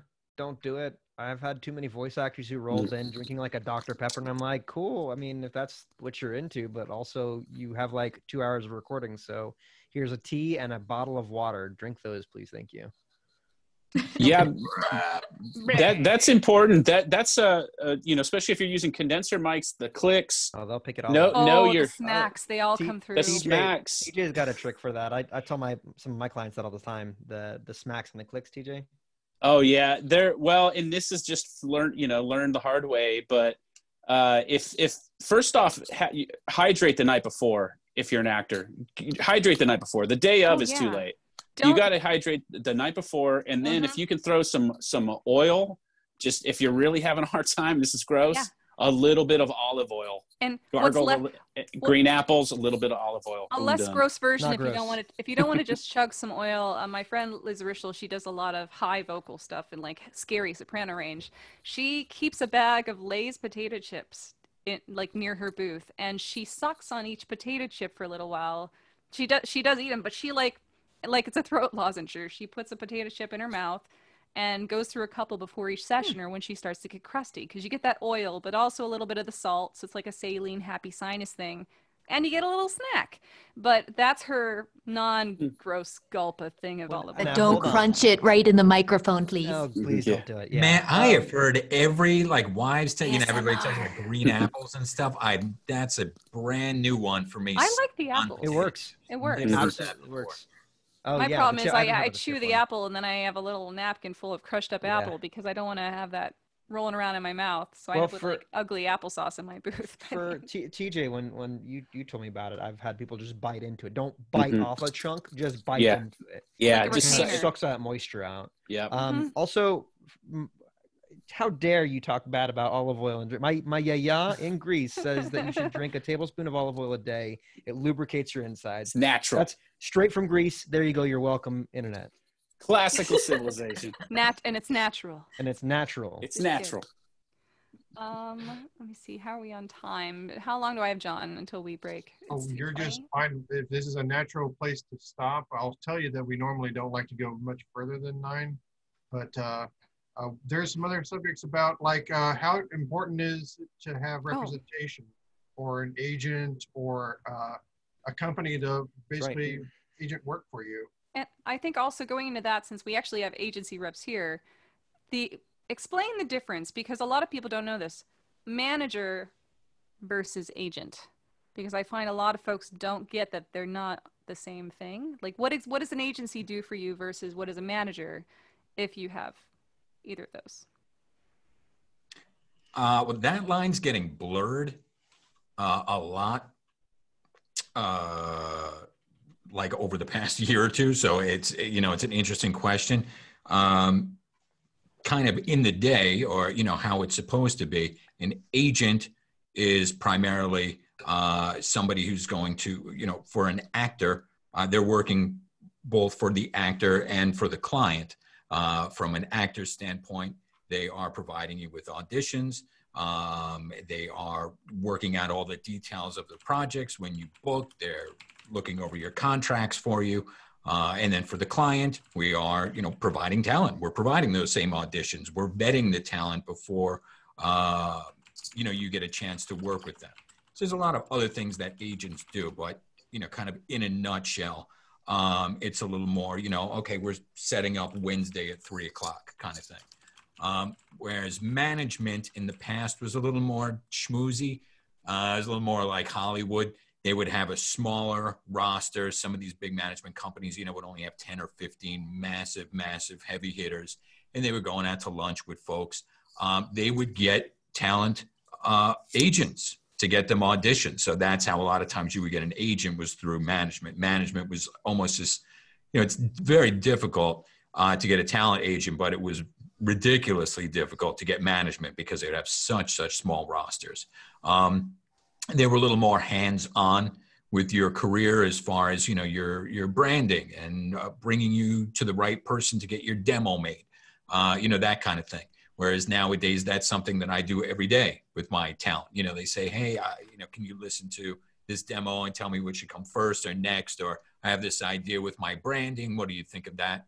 And then conversely, there are people that have been management, or they call themselves management, and now they're just primarily giving their talent auditions, and that's it. And they're amassing large rosters. So it's blurry, but generally that's kind of the difference. You have your agent that's getting you work and negotiating rates for you, et cetera. And then you have your management who's kind of helping you more as an actor get out there and be seen. And also an agent will take usually 10 to 20% of whatever they get for you, whatever jobs you book through them, they'll take. Manager will take usually 10% of everything. Your entire Doesn't matter salary. if they got you that job. As an agent, I only get paid if I get you the job. So we do a lot of free work. If a client comes to us for an audition, very often they're going to a couple other agencies as well. So, we could set up a whole audition package, and all of that takes, time and effort and man hours. And one of our people didn't book it. So that was, that's it. If one of our people does book it, then we get a percentage from that talent and from the client. And so, we only get paid if we knock it out of the ballpark. So, again, that Yeah. definitely a difference. I know Management the one has reason to really deliver for you because they're taking money Mhm. no matter what. So if there's just agents, I know one big discrepancy I've seen online is many folks feel that if you have an agent, you never have to look for any auditions ever again. The agent will find you all the auditions and you never have to look at searches. No, the most of your work should be from your own direct marketing. Even if you have 7 agents, you should be getting your own work. And anything that you get from your agent is just icing on the cake. I'm the world's best agent by far, but any actor is going to be their own best agent. There are certain talent that will say, I do get most of my work through my agent or through my agents. But far and away, most talent will say, I'm getting a little bit from here. I'm getting some from there. I'm getting, some from there. That's normally how it works. So that is a big deal. A lot of talent, they get their first agent. I was the same way back in the day, a million years ago. I was just a talent and I got my first agent and I was like, oh, easy street, man. That's it. I made it, I did it. And it's, obviously it's, it's very exciting when you get your first rep. But if you have one agent, you're doing the auditions for that one agent. If you're one of my talent, you're one of a relatively smaller roster, but the people on my roster are some of the best voiceover talent in the world. So everybody says, oh, in voiceover, you're not competing because everybody's unique and we're all snowflakes. And no, these guys are great, man. They know how to do this because they've been doing it for a million years and they're amazing. So, even they're auditioning every day and they're not booking stuff. So it's a tough business and you have to have a thick skin. But to just say, hey, I got an agent and now I can get a few auditions, everything's going to be fine, it's not going to work. You got to have lots of eggs, lots of baskets. Mm-hmm. And I guess for TJ and Chris, for your different studios you work at, can you speak to, is there a percentage like, do you only work through agencies to get your cast versus you also take independents? And if so, what is the balance like if you do both, if you're allowed to speak to that? You can kick us off, TJ. Oh, well, I work with, kind of started this process a while ago, and there was a lot of kind of boilerplate contract stuff we kind of sorted through. And we have 2 agents that we primarily work with. And then we do indie. We'll have indie folks come in. And that gets us a good coverage of Austin and local. And then if I meet somebody, I hear certain things, I'll have people come in indie, but I prefer to use agency talent mainly because it is a very quick, hey, I need these people. I need this 2 hours from this person, possibly this and this. And I'm also looking for someone who can do, this, an ancient Gaelic sort of accent, who is probably 70 years old, So agents will help with that. They have people and they'll, if it's auditions, they'll schedule it, they'll sort it all out. And I just say, hey, I have this day open at the studio, send me your people and work it out for me. And then I'm not doing a lot of phone calling, and that right there is worth every penny. So I like to work with agents as much as possible because they've already done the vetting for the most part. Yeah, for us, it's interesting. It's a multi-tiered process. So to start off, we typically do a call in the studio to see who is available. I see a couple of fellow RT staff here that have been a part of one of the many productions that we've worked on. It typically goes internal staffing. We'll see who fits the bill. Sometimes we'll keep certain characters. We'll set them aside because we want to send them out to a very specific person or set of people. From there, we'll then put out, I believe, a call to Sound Cadence Studio up in Dallas. It's Marissa Lenti's operation out there. And she'll go ahead and she has a pool of people that she reaches out to because they have all the Funimation talent, all those people up there. There's a really great pool of talent up in Dallas. while that's happening, I know we will also reach out to certain talent that we've worked with. I mean, there's a lot of folks in here that I know TJ's worked with, Jason Liebrecht, Elizabeth Maxwell, Shannon McCormick. Like, we will reach out to a lot of those folks simply because we've worked with them before.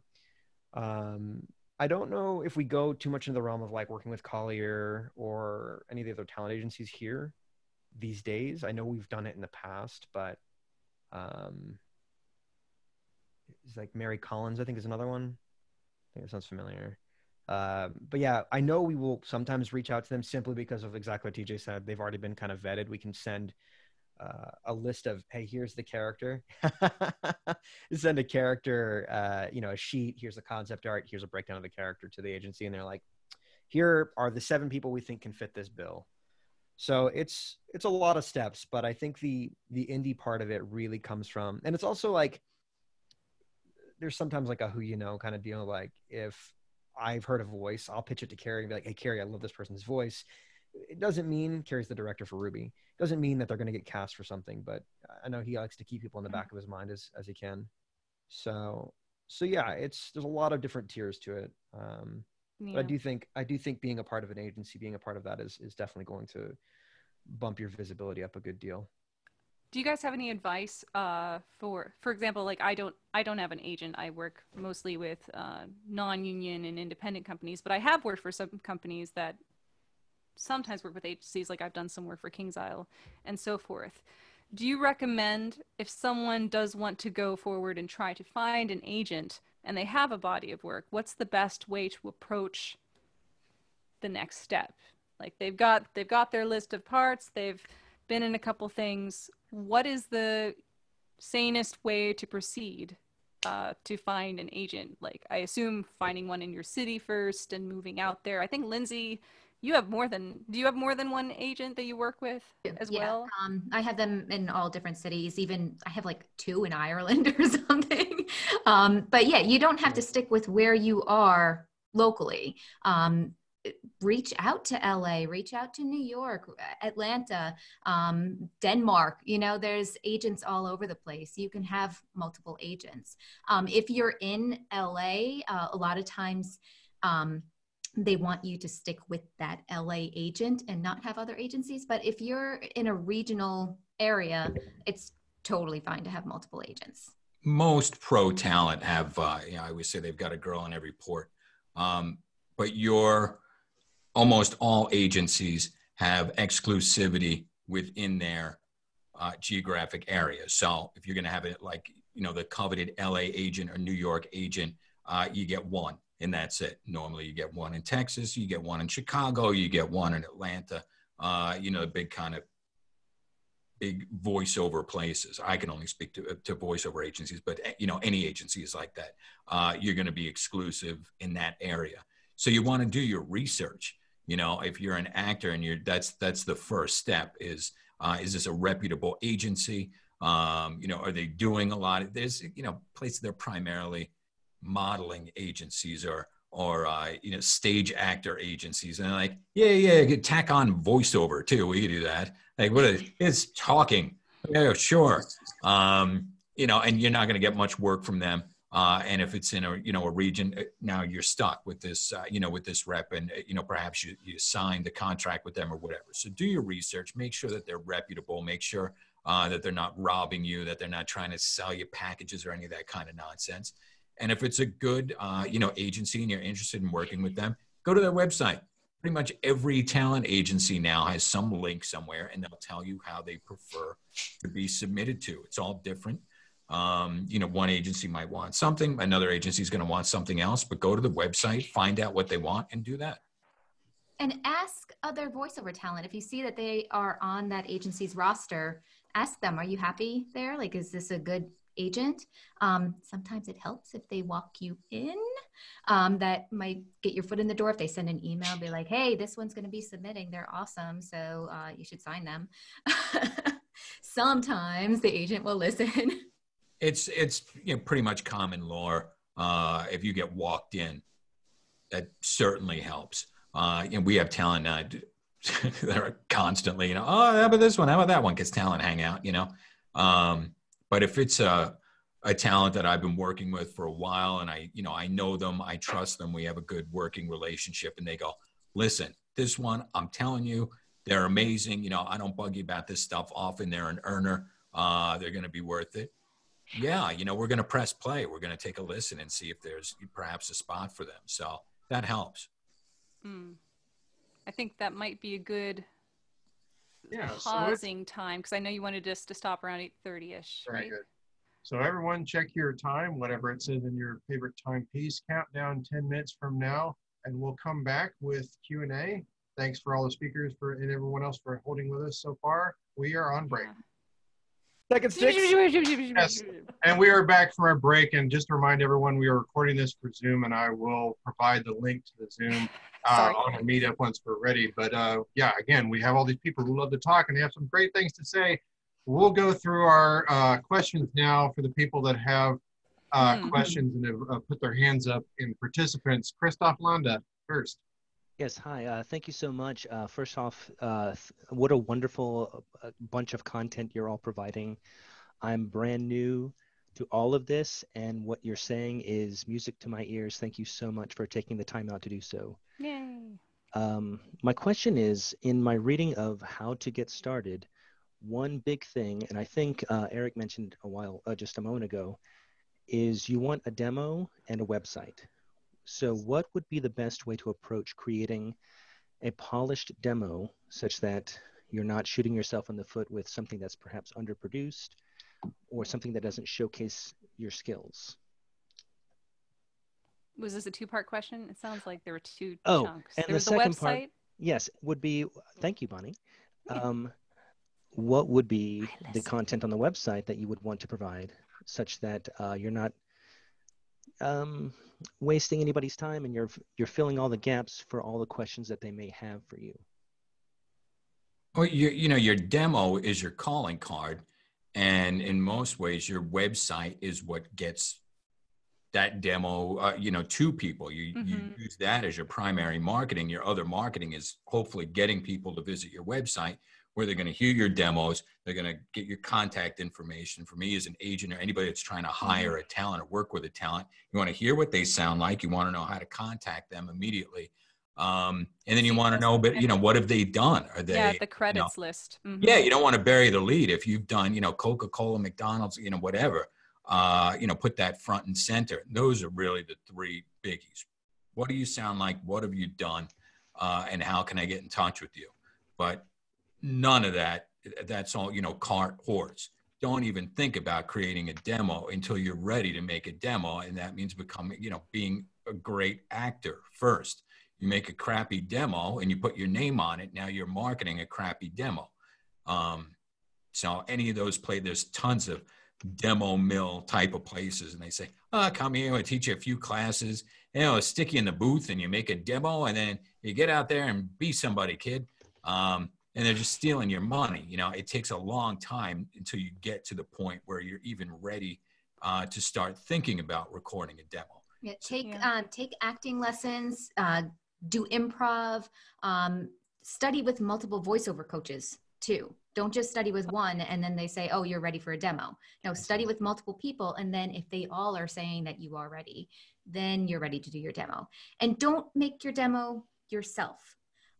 Make sure you get it professionally produced. I mean, if you're an audio engineer, I do have some students that have that background, so they have made their own demo, but a lot of times you're too close to your own voice to know what's good and what's not.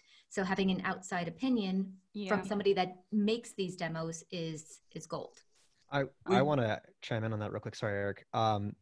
What you just said there kind of drove something really important home. I do think, so when I tell students and people getting in the industry about sound and sound design and all that other stuff, I say, make a demo reel right now. Make it right now. You don't have to send it off to any talent agencies. You don't have to submit it for a role. Just make it now. Record it now. And then in a year from now, look back at the recording you just did now and look at how much you've grown. And I'm not saying listen to it and like sizzle analyze with it. it. Like don't take it now, record it, give it to some people who know this stuff, and let them give you some feedback. And don't send it to your grandma who's gonna be like, "Oh, well, that's really nice." Send it to someone who's like gonna legitimately. Not my grandma. Yeah, not your grandma's Send like, "Oh, that's not very if, nice." If you at all." send it to friends, send it to people, friends who give you an honest, you want know, constructive reaction. criticism. Yes. You want constructive criticism so that you can learn and build and grow, and then go listen to other people's demo reels. I'm sure, like, I'm going to guess that most people here who are voice actors and actresses probably have a demo reel somewhere you can listen to. Yeah. And there's Facebook groups where you can actually post your reels for feedback. There's like the voice acting club and some other ones where the main purpose of it is for, here's my reel, help. What should I change? And the feed is just constant comments of people being vulnerable and giving input. Because a lot of people have that same question every day. Like, I think, how do I make a demo reel is one of the most common things I hear at most game audio conventions. And there's a million answers, but these are all really good tips. The content that you put in there, stuff that I've heard that I've been impressed by, are people who tell stories. They read as multiple characters, and they try to give you a paint a narrative for you. I like that because I'm a very narrative person. I try to, I want a story. But then there are people who are like, hey, here are the 7 different roles that I've done. That's also perfectly fine and well. It's just, I think people who maybe haven't done character voices or haven't done things to that magnitude, they don't have enough roles. I feel like looking at a story, looking at like Merlin, or looking at some, Lord of the Rings, and kind of coming up with your own little narrative there is kind of a fun and neat way to make it unique. I was going to jump in. Oh, go ahead.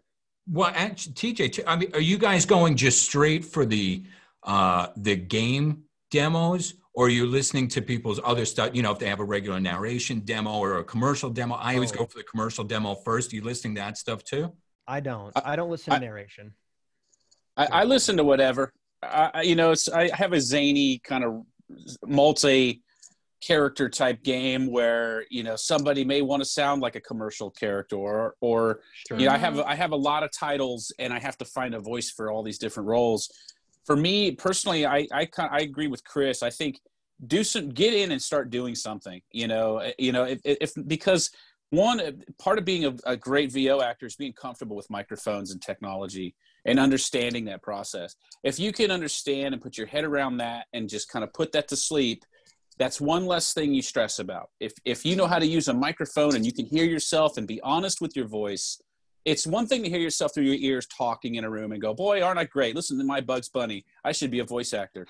But if you could sit there and face up to what you sound like on a microphone at different proximities, up and close, at different accents, and really take that hard listen to yourself. And you can A, know where you need to improve, and B, you're doing it. You're practicing. You're working on the trick of the microphone, and that sort of proximity movement of microphone is another little hidden skill. And if actors don't understand it and they don't know how to record their own wild voice, they're not going to get as many gigs. And going back to what Chris said earlier about you can have a subpar mic, but if your room isn't treated well, it's not going to show. So if you record any kind of demo, even when submitting auditions, and the quality is low and you can barely hear stuff, or there's crackle, or you can hear birds and air conditioning, that's going to hit the chopping floors so much faster than if you had a great performance. You really have to sound like you know how to use the mic,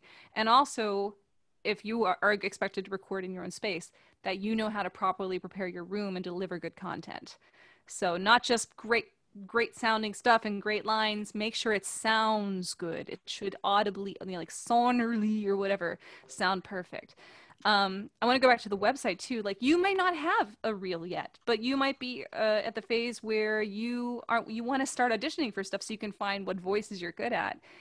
Have that website done first. I think you said the cart before the buggy, or the horse something, Erik. Have the site so you exist, and then put the demo onto it. I would say get your social presence in order first, because that's something you can forget to keep in check while you're worrying about mics and scripts. Get your website up, put your bio, get your face, get your credits if you have any, and what you think your specialties are if you don't know what they are yet. And then this goes into something that we were talking about when we shouldn't have been talking during the break. If you have a Twitter, a Facebook, a LinkedIn, website address should be the same on all those. Headshot should be the same on all of those. Make sure that your online presence that you are marketing matches. It should all be the same. There's nothing worse for me when I'm looking up an actor that's auditioned for something and they've got a cartoon head and maybe a real head, and that might be their dog, and I don't know who this person is, and they've got a MySpace page, some weird link to a blog from 2003 and something else, and I have no idea where their resume is. Keep all your links consistent. Maybe the person going through all the auditions only likes Twitter. They'll only look there, but make sure your website is in that description of your Twitter bio. So look professional on all Don't sides. make it hard for us to hire you, for Christ's sake. Don't make it don't make yourself difficult to be found. Make it easy. Make it so that anywhere we possibly are, we can get to your site or one of your socials that's going to send us to your site or your email address or whatever, and we could click play. And I think there's a psychology thing someone told me back when I was in grad school. Like, if someone has to click more than 3 times to find a piece of data, they'll move on to the next thing because they're bored. If it takes us more than 3 clicks to find who you are in any professional stance, like we've gone through a rat hole of mazes, it's like, this guy, no, next script. All right, who's this? This person sounds interesting. Look, I found them in 1 click. Boom, they're real. So yes, make it easy. Coupled with that, it's exactly what you're saying, Bonnie. Be quick, easy to access. Also, if your demo, your content, even if you're just doing, it doesn't have to be real content. I don't care. I don't care if it's a real commercial or a fake commercial. I don't care if you're doing replacement dialogue on a movie, whatever. I want to hear what the voice sounds like on the microphone. That's what I'm interested in. And will that fit this box? So I highly recommend it. I get a lot of demos and it's all this fluff and space and too much. I feel like your best stuff, the very front, short attention span theater, right? I mean, it just short attention span. Get in within 10 seconds, your favorite voice, the diversity of accents or whatever it is you want to do, the diversity of your character count, just shove that into the first 10 seconds. A lot of us are twitchy, way over, underslept in a hurry, and you just make working on 8 projects at the same time. Right. Yeah. So get it quick. It really does help. And like this question, how long should it be? I'd say shorter the better, because if you're going to mail it, you want it short. It's shorter the better. Long reel, it implies here's personally psychologically what happens. You get, I didn't finish it syndrome. There's more to, I don't want to feel when I'm scanning things, I want to feel empowered. Listen, I listened to that reel. It was super short. It had the great stuff. Good. I know what that person sounds like. If there's like this 20-minute long reel and I'm like, I didn't catch it all, I'd feel like a loser. So, make me feel strong. Short reels. 60 seconds is usual, like industry standard for commercial demos. Some LA agents like a longer animation demo. I've seen they want 2 to 5 minutes, but that's just over there. Anywhere else, it's usually 60 seconds. Audiobook can run long too. They want to see if they get sick of your voice after a while. But for the most part, most other genres, commercial, narration, gaming, promo, trailer, all that stuff, industry standard is about 60 seconds. Maybe you have 6 different spots, 10 seconds a piece, something like that. That's enough. If you can't get across what you're doing by then it's not for you. Some people don't like sound effects in the background. Some people don't like that. I don't mind it. To me, it feels like, well, what's it going to sound relative to other things? And, I can have an imagination. I've been doing this a long time. I can mute the soundtrack in my mind, right? Whatever. But it makes it feel a little more lively, though. It makes it feel like this is a real commercial. But that is a lot of extra sound design and effort. But you could just layer music in and just make sure you know how to mix the voice around the music and notch the music out and push it off to the sides and have the voice in the center. And you can kind of fake your way through, like, hey, I've been doing this a long time. Well, I also want to say that there's no rule against, you can't post more than 1 demo on your website. Chris mentioned earlier, if you're do your research. If you're auditioning with a sound reel or a voice reel for a certain company, don't send them something completely out of the normal realm of tone or character design that they would have. You might want to create, maybe you're really good at, but we were talking about Mel Blanc over the break, like really cartoony voices. If you're auditioning for something with Turner and Cartoon Network, that's probably more realistically the type of sounds that they're going to want to get, especially if you know what show you're auditioning for. You want to send them a collection of your samples that match that. If you send them like Shakespeare, it might not fit as well. So when you do have the option to send something more personalized to a specific client, it's nice to have collections of different things, just like people have multiple versions of their resumes sometimes, depending on what job they're going for. You don't put everything you've ever worked on one resume. You just send it to the specific type of job you're currently applying at, if that makes sense.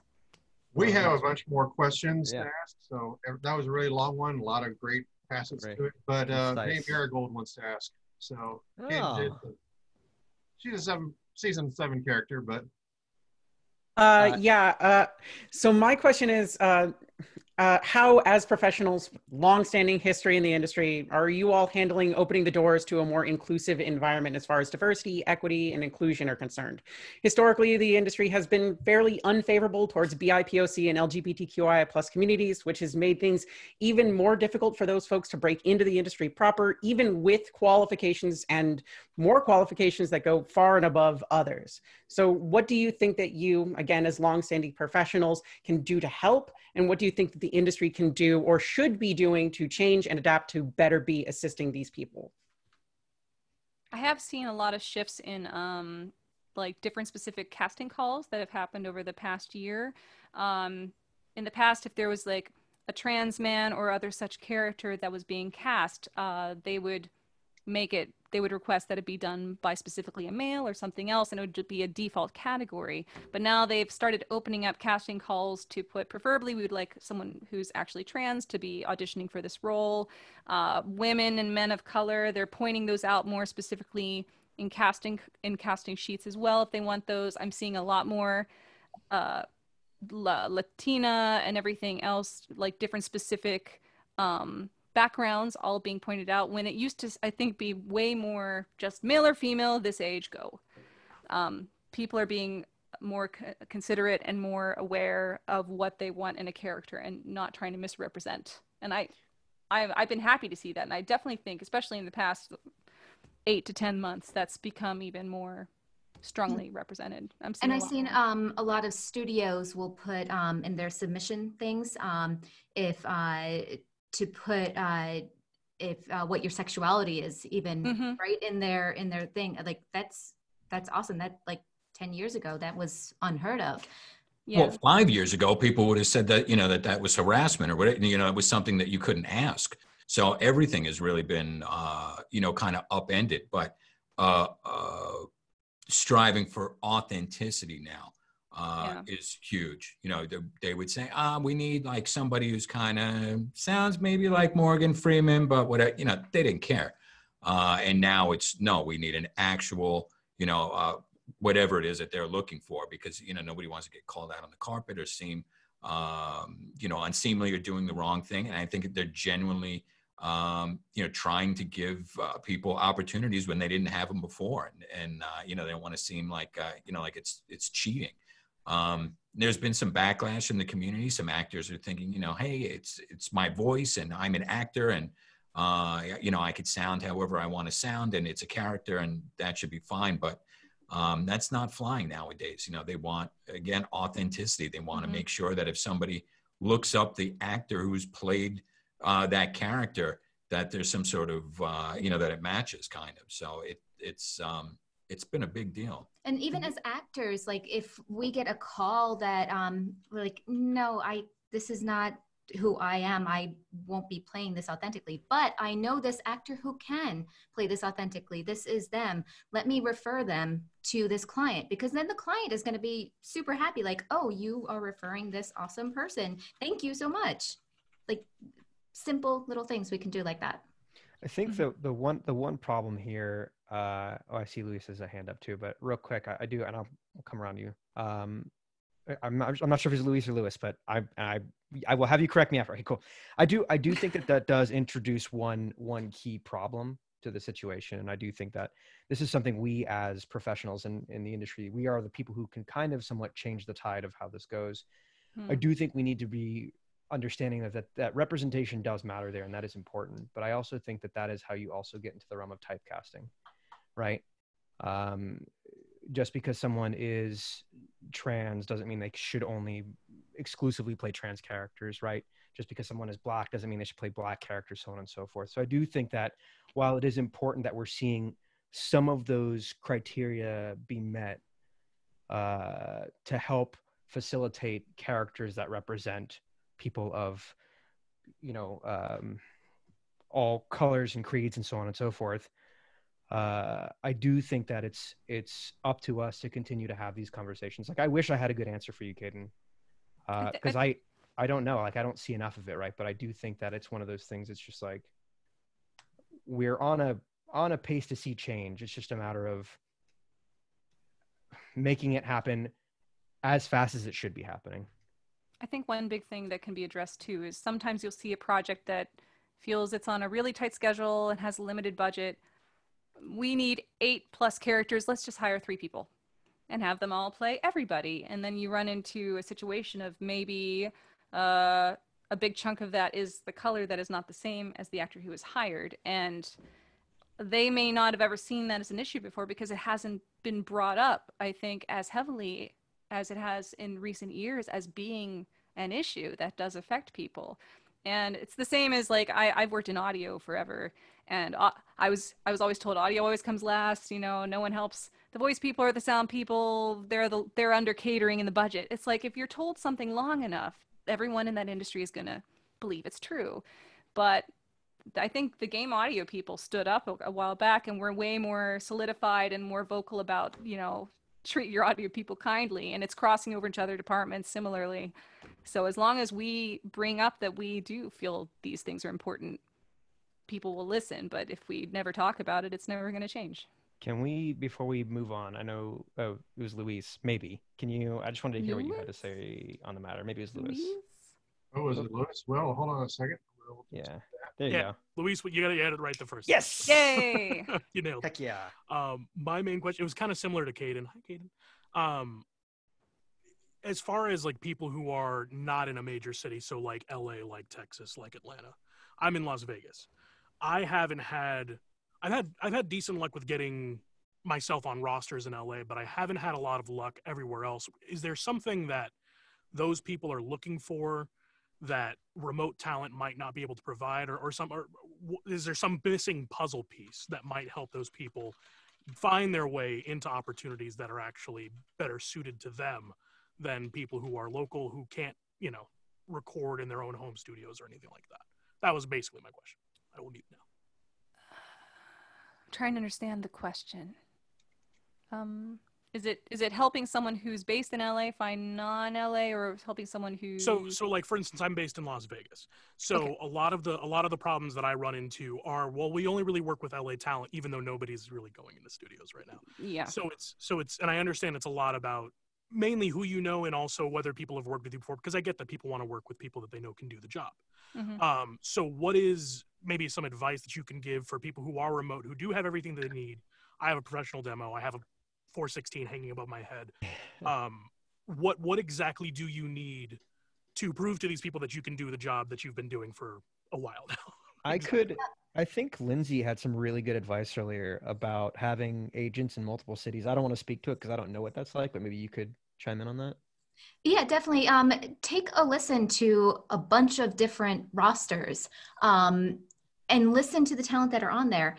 And if they have somebody that already sounds like you, it's much harder to get onto that roster. So listen to different rosters and see if there's a gap.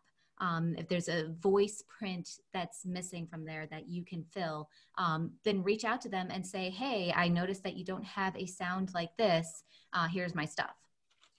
That's a great way to get noticed. But just listen to a whole bunch of different agencies in order to do that. You really nailed what it is. I mean, the reason that, you look at the credits on games or cartoons, especially, and you keep seeing the same names, is because they did a good job. They came in, They got it done in a take or two, and everybody was home in time for dinner.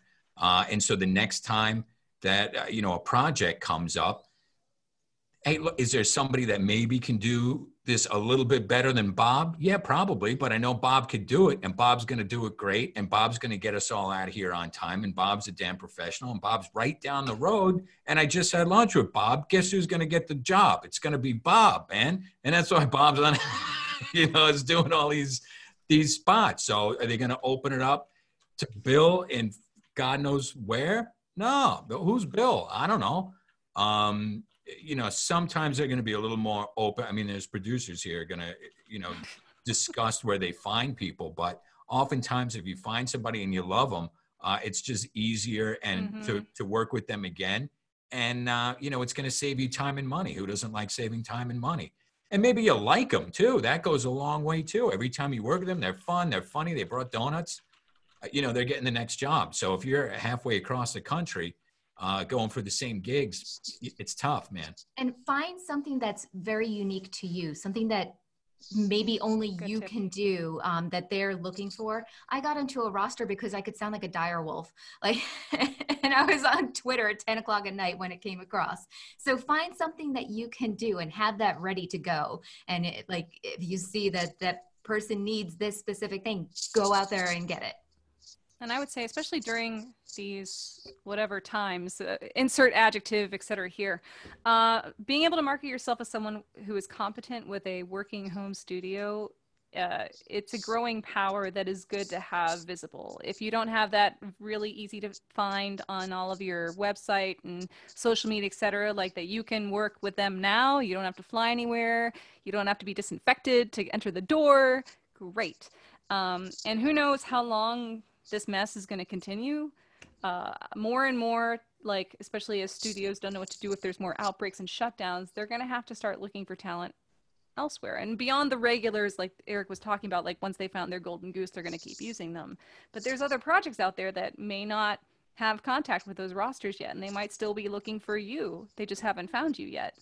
So just keep visible and remind people that you exist, and stay up to date on the latest tech if there's anything you need to update. So if someone does nab you, you're ready to go. I can have a couple notes. I'm primarily from the game side, primarily from the I receive demos, I receive a lot of requests, and I receive a lot of information. And I've hired people randomly just because they were friendly at a trade show, and I heard someone say something. I like that voice. It was just kind of, it really was, I don't mean this to be a detriment to success, but I will say that it is challenging to get through my firewall because I'm busy. And what you'll find is most of the casting directors are extremely busy. Yep. They don't have a lot of time to listen to auditions. They're just trying to get content done. So, some things I think are solid are don't give up. Keep reminding politely, hey, I've got this thing, check this out. I know you did these games. I think these games are cool, and I love the sound. That always perks me because somebody's, I hate to sound like some kind of, I'm not Mr. Cool over here, casting director, but when somebody takes the time to know what I do for a living, it makes me more willing to know what they want to do for a living. And I'm a little more willing to help out someone who's new. And I've done it a lot with somebody who's really new, hasn't done anything. Couple things I totally warn new actors. It's not just doing Bugs Bunny voices for 5 seconds. It's being consistent over a long period of time. Mm-hmm. I need someone, that's what I go to. I know somebody can come in, not be a baby about not having the script in advance. They can jump in and kick some ass. And what I mean is, it's like a didgeridoo phenomenon with really good voice actors. The lines magically go into their mind and come out their mouth. And they're just basically doing circular breathing with information going in through the eyes, out through the mouth. And they can just be present. They sound real. They don't sound red. They don't sound fake. And it's super fast. It's a very, very difficult thing to do very well. And so I go for that. I go for those superstars because I know that I can get 20 characters done in 2 hours and go home to see my family. So Yeah, and- those are the things to think about when you're trying to jump into the video game scene. And TJ, I know because I've worked with you before that working for a studio like yours, you have to be flexible because you have no idea what accent you're going to want when you walk in there, and if you're going to have to play 4 members of that same person's family with semi-different accents and different ages, or they're another species. It's like being adaptable and not someone who balks at any shift different than what you thought was going to happen, as long as it's within reason, and just have fun with it. Like if you are angry the entire session, odds are you're not going to be called back. I recommend like Meisner training. I mean, that's some acting that I've taken. It's real radical. It's weird, but what it does is it shortcuts you to being present in little tiny moments, and that is audible. If you're doing this, I know everybody that's recording this stuff, you can tell when someone's not being present, and that Meisner stuff is like a short circuit to just using your ears more than your mouth, and listening and listening and listening, and being able to react to people and feel like it's a real character, not just somebody pretending. You know, it's very fine line. It takes practice, and I can hear it from a demo if somebody has experience doing it. All right, we got 2 questions left, and they're going to be answered. So Bryce McEntee. Yes, I'm currently in a video game audio class, and I had to do a little voice acting for a game trailer. And when I did my recording and heard my voice, ooh, it was not pretty. So, can you guys like give me any tips, like build up confidence and knowing how your voice sounds, or any way to be able to hear through the microphone, like how you actually sound as you're recording, like way you hear it through your own ears? Nobody cares, man. It only sounds weird to you. To you, it sounds odd because you have a preconceived notion of what your voice sounds like. To everybody else on the planet, it just sounds like a dude. It sounds like you. So, there's no reason to be hung up on it because you're the only one on earth who thinks it sounds odd because you're the only one that's, in your own skull. Literally. And one way you can sort of cheat it if you want to practice is you can sort of almost cup your hands around your ears sometimes, and you can hear more like what you hear in the recording because you hear that resonance that's spewing out. Right now, you're just hearing a mess of inside out skull and tissue, and it's never right. There's ways to route your DAW whenever you're recording. That might be a first step, is like always have it so that your input is turned on depending on what you have so that you can actually hear what's happening. And I find one way, especially for beginners, to not freak yourself out as much is add a teensy bit of reverb on your output so it sounds a little fancier. Take it out before you render it. But I find that people who, when they hear themselves with sort of that, I'm like in a gallery, or I'm in an auditorium, it's so cool with the verb. Everything sounds better with verb. So one way to ease yourself into hearing yourself, which is already freaking yourself out, make your voice sound epic. And then wheedle it down a bit, and then you get used to hearing the real you, which is how we hear you. But heck, I still think my voice sounds freaking weird every time I hear it, and I was born with it. So it's like everyone, I think, is disturbed by their own voice.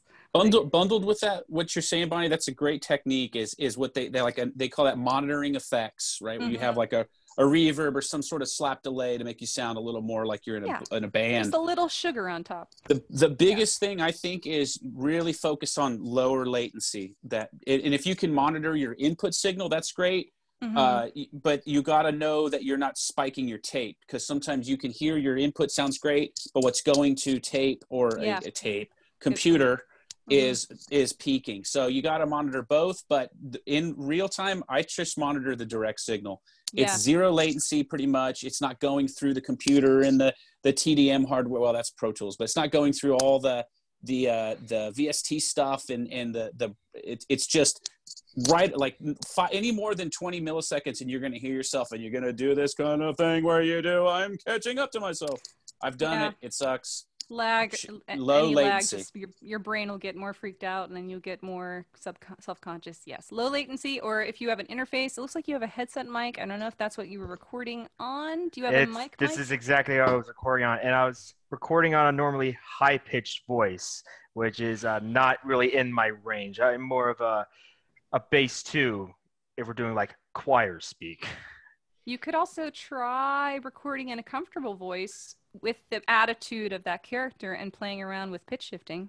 That's another thing. You could always try just mixing it in post. Never do a voice that is going to hurt you. I hope we talked about that. I don't know if we did. Like, if you pick a voice that's going to injure you in some way and you're going to regret your life decisions, maybe do a different voice or find a way to tweak it in post. Or if it's not the right part for you and it sounds like you're also doing the sound on the game, maybe there's another team member who does have a voice that can hit that range and sound more realistic. One other trick, you may want to take one earphone off. Sometimes if you're having a hard time monitoring through headphones, a lot of people can't do it. I've even become a little bit less of a bleed, sound bleed. I don't want to use a bad word, but snob. Yeah, let's use that word. That's a better word. An SBS. Yeah, and sound bleed snob. Well, because if you're using a condenser mic, some people when they're singing, they can't do it with headphones. They just can't do it. For some reason, they just can't get the right pitch. They're chasing all over the place. But, some of my friends that are studio guys that record bands, they'll just have the monitors, the speakers going and have the mic farther enough away and it's dynamic and they're loud enough that they can react off of the sound naturally hitting their ears and they do a better job. So it's potentially one way to do it. But taking an ear off, if you're having a real hard time, that's a real quick way to shorten and then you're hearing just yourself. Yeah. And ideally, like in your case where your mic is on your left cheek, it's hard to tell with mirroring, you would, try to take the earphone off that is not the one that is with the mic on your face. That way you'll avoid any spillover leaking into your little microphone. You sound fine, Bryce. But you sound like you. You sound. We know you've never sounded better. Self-consciousness, like the death of acting. You got to have absolutely no holding back or any self anything. You gotta give it all, especially in game acting, man. Oh my god. Animation. We get murdered you're and like nervous and or you're like, gutted I every can't day. do that. That's crazy. That'll ruin it. You have to just go for it like 120% all the time. So any of that, like, I don't know, just spit Go it for out. it. And if you get nervous, try to do some breathing exercises and shift that nervous energy to confidence and excitement, because it's the same feeling. So you can trick your brain into thinking, I'm going to completely rock this because I know what I'm doing and I'm going to have so much fun. It's going to be awesome, instead of worrying about what you're going to do. And the breathing thing is a good tip for any vocal health, especially on breaks. I always find, the in 4, hold 2, out 6, and repeat kind of thing calms me down every time. And especially if you start to rush in your lines, taking a breathing break can bring you back to a normal pace, which can be really important depending on if it's a project with a lot of like narration and, talking and someone reading a book, etc. Yeah, and I did the recording in bursts, so I think that helped a little bit. Nice. Yes, take breaks. Real quick, because I know, John, you want to jump to the next question. Real quick, Timothy Allen asked a quick question. I'm going to give you one very single sentence answer. Typically, no. I don't think pitch shifting is very common for VO. I think you're there to deliver your own voice, be it your own timbre and how you want to deliver changes. But if you send me a file that's clearly pitch shifted, I'm going to send it back to you and I'm going to have you fix it. Because I don't typically trust or like when my voice actors are sending me processed files like that. Yeah. It's not the way I want it. I want a raw file. So don't pitch shift your stuff. Yeah, And, I'm gonna do the magic. Yeah, not you. I'm the That's my magician. job. Yeah. I'm the magician. Quit it. It's like I'm currently editing a bunch of vocals for a horror game right now, and even though the vocal actors might want to send me some really crazy stuff, it's like I want the raw, because with my tools and my EQ and my effects, I know where I'm going with it. If you send me something that's already got who knows what on it, I can't pick it apart and adjust things. And I've often seen auditions for monsters and other critters, and they'll always say, the final will be tweaked by us. Send us the raw. So when they say raw, that means just that session, no compression, no crazy stuff. If you bumped your table in the middle, yes, chop that stuff out. But give us you. right. We had another one. Final question, David Lee. Final question. There it is. Hi, Bonnie. Hello, David. So I guess I was the first question that I know Bonnie briefly talked about, but just in general, as we're trying to get our agents, before we can do that, so obviously there's Voice Acting Club and Casting Call Club and all those little things to get your foot in the door. But how can you get in a little bit even deeper through self-marketing once you have your demo and your website and all that going? A lot of it's just you become the hunter, and I know a lot of I hunt all of my jobs or have repeat clients. If you're lucky enough to get a couple of clients that remember you and you just keep them in mind, or they keep you in mind, you say, if you ever have anything else coming up, let me know. I can do other voices. That's like gravy if you ever end up in that situation. Otherwise, I always set aside, I think 1.5 hours of the day of email and looking at basic casting calls and lining up if there's anything interesting and just kind of sticking at it. Like, just remember that 1 million people audition for one thing at a time. So never let it get you down if you don't hear back. Most of the time, you will not hear from a casting person if you did not get the part. If you do, nice for them. But it's just being consistent and getting into a pattern. I think that's the biggest thing. I don't know. Is there a better answer? I think I was going to chime in. I think, you know, for me, sometimes conventions, when those start up again, you know, game conventions, I honestly go to the audio team. That's primarily who's going to record, you know, go to the audio directors and work yourself down. If they're a big AAA studio, look at the casting call on who recorded with them, you know, find out the actors, find out who was the script supervisor, just find people through LinkedIn and sort of cyberstalk who does this stuff. And you might be able to cut through a little bit of the middleman and get and people can find you for what you do and offer up your best stuff. And also offer up something weird, you know, in an audition, throw something weird. When you get an audition, do the cool thing, do what they want. You know, it's your time to shine. Do something strange that you do, some weird voice. You never know. If it's a video game company, they might need it for some creature or something. Mm-hmm. I do think, unfortunately, yeah, in-person conferences and conventions aren't as much of an option as they could have been, but Game SoundCon, for example, happened this past week, and people still did networking. They had an AltSpace VR hangout thing going on the whole time where people could actually hang out. People were hanging out and chat. They still made it available where you could look up each other's, you know, social medias and have like a messaging system.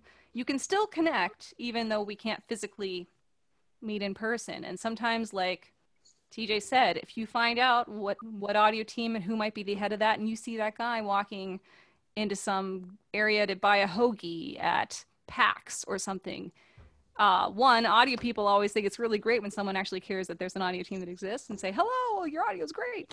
And maybe find some common interests to talk about, and that might be your in to suddenly being on their radar. But as far as internet stalking, always don't fake it. Like, don't just throw your business card at someone and expect to get hired. Yeah, know what they do at least, you know. Yeah, at least understand what they're working on, what they do, and don't come off as a creeper, because that's just never reads well if someone goes card and they walk away. It's I have no connection to this person. Also, to whom it may concern, you should hire me. Yeah, I'm great. The end. Because I'm great. I am awesome. Hire me. Bye. If you do that hoagie thing, don't invite yourself to their lunch. Oh, yeah. Don't do that. That has happened to me a couple of times at RTX, and I'm like, yeah, not anymore.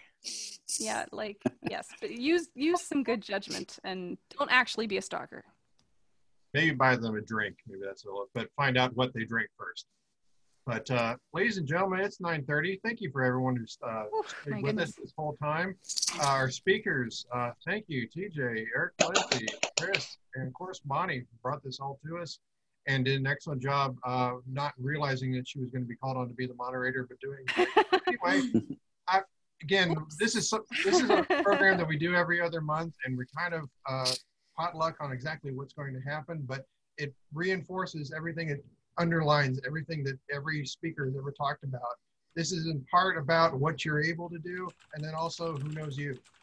And right now we're living in a time where it's very difficult to network, but you still got to do it anyway. There is no excuse. You got to try.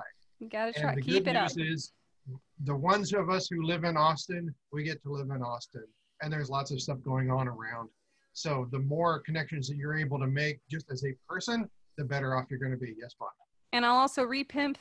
Lindsay put together Lone Star VO this year, which is connecting voice actors and aspiring voice actors of the Texas cities, including Austin. And when live meetups are allowed again, they'll be in person. Yeah, so we've been actually doing Zoom meetups every month or so until we can get back to that. But we have a Facebook group that you can join, Lone Star BO. And we have like bi-weekly workouts too that are totally free.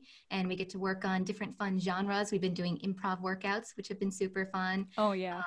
The last one was a hoot. It was good. But yeah, it's open to anybody that's in Texas, that's a voice actor or in audio and wants to just hang out with the community out here. Put it in the chat there for any of you who are looking for that Facebook group. There you go. And also there's game audio meetups will hopefully resume at some point, which include voice actors as well as sound designers. So look for those. There's an Austin group for that. Usually it's managed by Aaron Brown. And they do have a Discord if you're not going to have anything in person. Discord meetups are perfectly appropriate just to meet anyone. Again, someone who doesn't know you is an opportunity. And again, not everyone is going to be directly helpful to you, but indirect is better than what a lot of you have. So just practice this stuff and you will get better. No one is as good at networking as they would like to be. I also sent a few links fire up to the ATX Game Dev calendar. I update that every weekend for stuff that's going on in a regular. Donald Harris's atxgamemakers.com. And also there is a game jam going on right now, co-sponsored by Fantastic Arcade, Baby Castles, and ATX Game Makers called Shock and Awe. And I put the link to the itch.io. It is supposed to be about things that are also scary, but also forgiving. So you first get scared and then you go awe. That is going on until the end of October. If you want to participate, you can find out all about that on the link. But in this time, just be careful, be safe, do the right thing. Again, voting next week, and please stay in touch. We will have more information about our December meetup, second Thursday of every other month, and we'll be posting on our meetup.com. But to everyone else, have a good night. Bye.